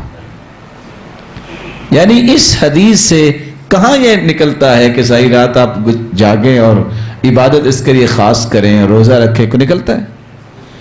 لیکن اگر غور کیا جائے جو صحیح بخاری اور مسلم کی روایت ہے، ينزل ربنا تبارک وتعالی كل ليلة إلى السماء الدنيا حين يبقى ثلث الليل الآخر، رات کا جب تہائی حصہ رہ جاتا ہے، ہر رات اللہ رب العزت آسمان دنیا پہ نزول فرماتے ہیں جیسے اس کی شان کو لائق، اور اللہ فرماتے ہیں هل من داع، کو ہے دعا کرنے والا، هل من سائل، دوسری روایت کے الفاظ هل من مسترزق، هل من مستغفر، کوئی ہے بخشش طلب کرنے والا۔ اللہ تو ہر روز ایسا کرتے ہیں۔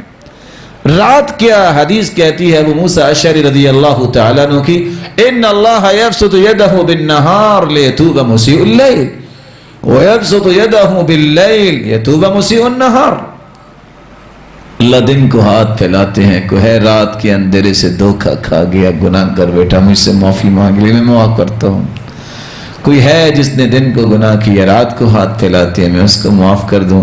تو اگر اللہ رب العزت ہر رات ہی آواز دیتے ہیں، پکارتے ہیں اپنے بندوں سے، ہر رات ہی معاف کرتے ہیں، اور اس وقت تک یہ سلسلہ رہتا ہے جب تک فجر طلوع نہیں ہو جاتی، یہ آخری پہر جو ہے رات کا ہر روز ایسا ہوتا ہے، تو پھر اس رات کا امتیاز کیا ہوا؟ آپ سمجھ رہے ہیں؟ کچھ لاجک بھی ہونا چاہیے نا۔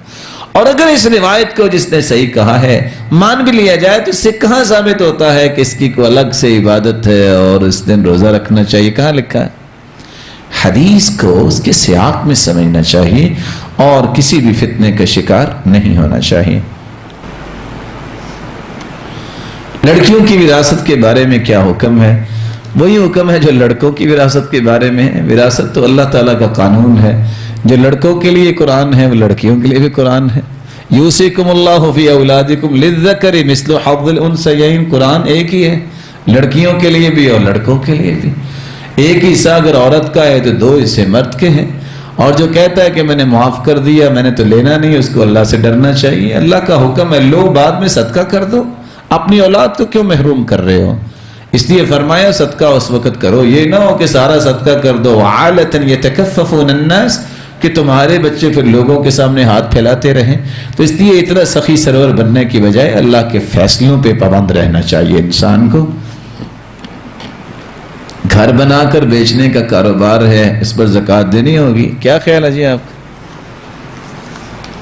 گھر بنا کر بیچنا کاروبار نہیں تو اس پہ زکوٰۃ نہیں دینی چاہیے؟ سارے مفتی کہہ رہے ہیں دینی چاہیے، میں اگر نہ بھی کہوں تو خیر۔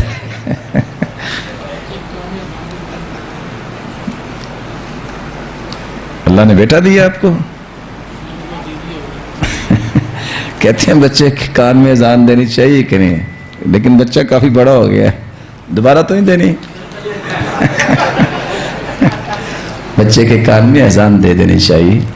ابو رافع کی روایت جو ہے کہ بچے کی کان میں اذان دینی چاہیے، اس میں حرج نہیں ہے۔ جی میرے ماں،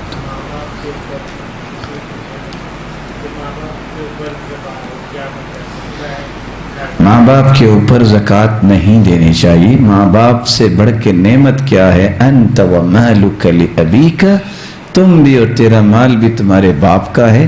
کیا زکوٰۃ کے لیے صرف ماں باپ ہی نظر آئے ہیں؟ اس لیے ماں باپ پہ زکوٰۃ نہیں لگتی، آپ کی ہر چیز ہی ماں باپ کی ہے، یہ بات سمجھیے۔ ہم زکوٰۃ دینے کے لیے ڈھونڈتے ہیں بہانے، اور میں تو حیران ہوں کہ 3 بہانے ایسے کمال کے لوگوں نے بنا لیے ہیں۔ سوال پوچھیں گے ویسے اس کا ہے تو کوئی نہیں، تو میں اس کو زکوٰۃ دے ہی سکتا ہوں نا۔ اس کا مطلب ہے کہ زکوٰۃ تو آپ کی بنتی ہے نا، آپ کے پاس مال اتنا ہے تو زکوٰۃ نکلتی ہے نا۔ تو کیا آپ نے جو شریعت نے کہہ دیا ہے کہ بیٹے بیٹی کو ماں باپ کو زکوٰۃ نہیں دینی، یہ توڑ کے آپ زکوٰۃ کو دینا چاہتی ہیں؟ ان کو ویسے مال دے دیں۔ دوسرا کیا ہوگا؟ ویسے جی مولانا وہ میں نے نا 36 لاکھ پھنسا ہوا تھا، میں ویسے زکوٰۃ کی مد میں کاٹ سکتا ہوں نا۔ کیا کمال کے چلاک لوگ ہیں، یعنی جو پھنس گئے ہیں اس کا سادہ سمانا یہ ہے اللہ آپ ایک ڈاکڑو لیں، یہی مانا ہوا نا، یعنی اگر سادہ مانا تو یہی ہوگا نا، یعنی جو آپ نہیں لے سکتے وہ اللہ کے کھاتے ڈال دیے۔ سبحان اللہ، اللہ کے ساتھ تو اس طرح کا دھوکہ نہیں کرنا چاہیے، وہ اپنے کھاتے میں ڈالے نا، آپ جو اللہ نے دیا ہے وہ آپ اللہ کی راہ میں دیں۔ اور تیسرا بہانہ جو بڑا کمال کا، جو کسی کو سمجھ بھی نہیں ہے، میں ادباً سے پیش کروں گا۔ ज़कात इस साल की देनी है, निकालेंगे कब? मिसाल के तौर पे फर्स्ट रमज़ान को निकालनी है, फर्स्ट रमज़ान को हिसाब करके रख लेंगे, अगला पूरा साल उसको फिर तकसीम करेंगे। किस साल की ज़कात है बोलें? और कुछ पैसे अपने कारोबार में रखेंगे, चलो जब ज़रूरत पड़ी निकाल लूँगा। तो जो प्रॉफिट शामिल हो रहा है वो किसका है? बात समझ रहे हैं ना? बात समझ रहे हैं ना? वो प्रॉफिट किसका है? कभी हमने वो दिया? अगर आप नेक इतने ही बनते हैं कि सारा साल ज़कात तकसीम करते हैं, तो ये करो ना, जो आइंदा साल देनी है वो पहले तकसीम करो। और सही बुखारी की रिवायत है, वक्त से पहले ज़कात दे सकते हैं। अब्बास रज़ियल्लाहु तआला अन्हु ने कहा, या रसूल अल्लाह सल्लल्लाहु अलैहि वसल्लम, ज़रूरत अब है, मैं ज़कात तो फलां वक्त में निकालता हूँ, मैं पहले दे दूँ? कहा दे दो, उस वक्त जाके हिसाब करो। एक और खुफिया से एक रखना है, वो भी समझना चाहिए। हम ज़कात के लिए तारीख कौन से मुकर्रर करते हैं? बोलिए। नहीं, ये तो नेक लोगों की आप बात कर रहे हैं। आम लोग क्या करते हैं? हम जी 1 जनवरी को देंगे ज़कात, या हम जी मार्च को हिसाब करते हैं, हम जी जून जब खत्म होगी। अरबी महीने और अंग्रेजी महीने में कोई फर्क है? कितना फर्क है? हाँ, 8 से 9 से 10 दिन। जो अंग्रेजी हिसाब से ज़कात देता है वो हर साल 7, 8, 9, 10 दिन की ज़कात खा जाता है। ऐसा होता है कि नहीं होता? समझिए, वैसे ना हाँ हाँ कर दीजिए। ऐसा होता है कि नहीं होता? इसलिए अपनी ज़कात के मामलात को अरबी तारीखों के हिसाब से चलाइए, ताकि आपकी तरफ कोई ऐसा पैसा ना निकले जिसका कल को आपको खमियाजा भुगतना पड़े। अल्लाह रब्बुल इज़्ज़त आप सबको बरकतों से नवाजे। आपका बहुत आज वक्त ले लिया, तो शायद रमज़ान में चूँकि छुट्टी है तो इसको 2 प्रोग्रामों के कायम मुकाम समझ लीजिएगा। अल्लाह रब्बुल इज़्ज़त आपको भी अपने घर की ज़ियारत नसीब फरमाए, और जिस तरह यहाँ मुस्कराते बैठे हैं, अल्लाह मुस्कराते ही आपको जन्नत में ले जाए। अस्सलामु अलैकुम रहमतुल्लाह।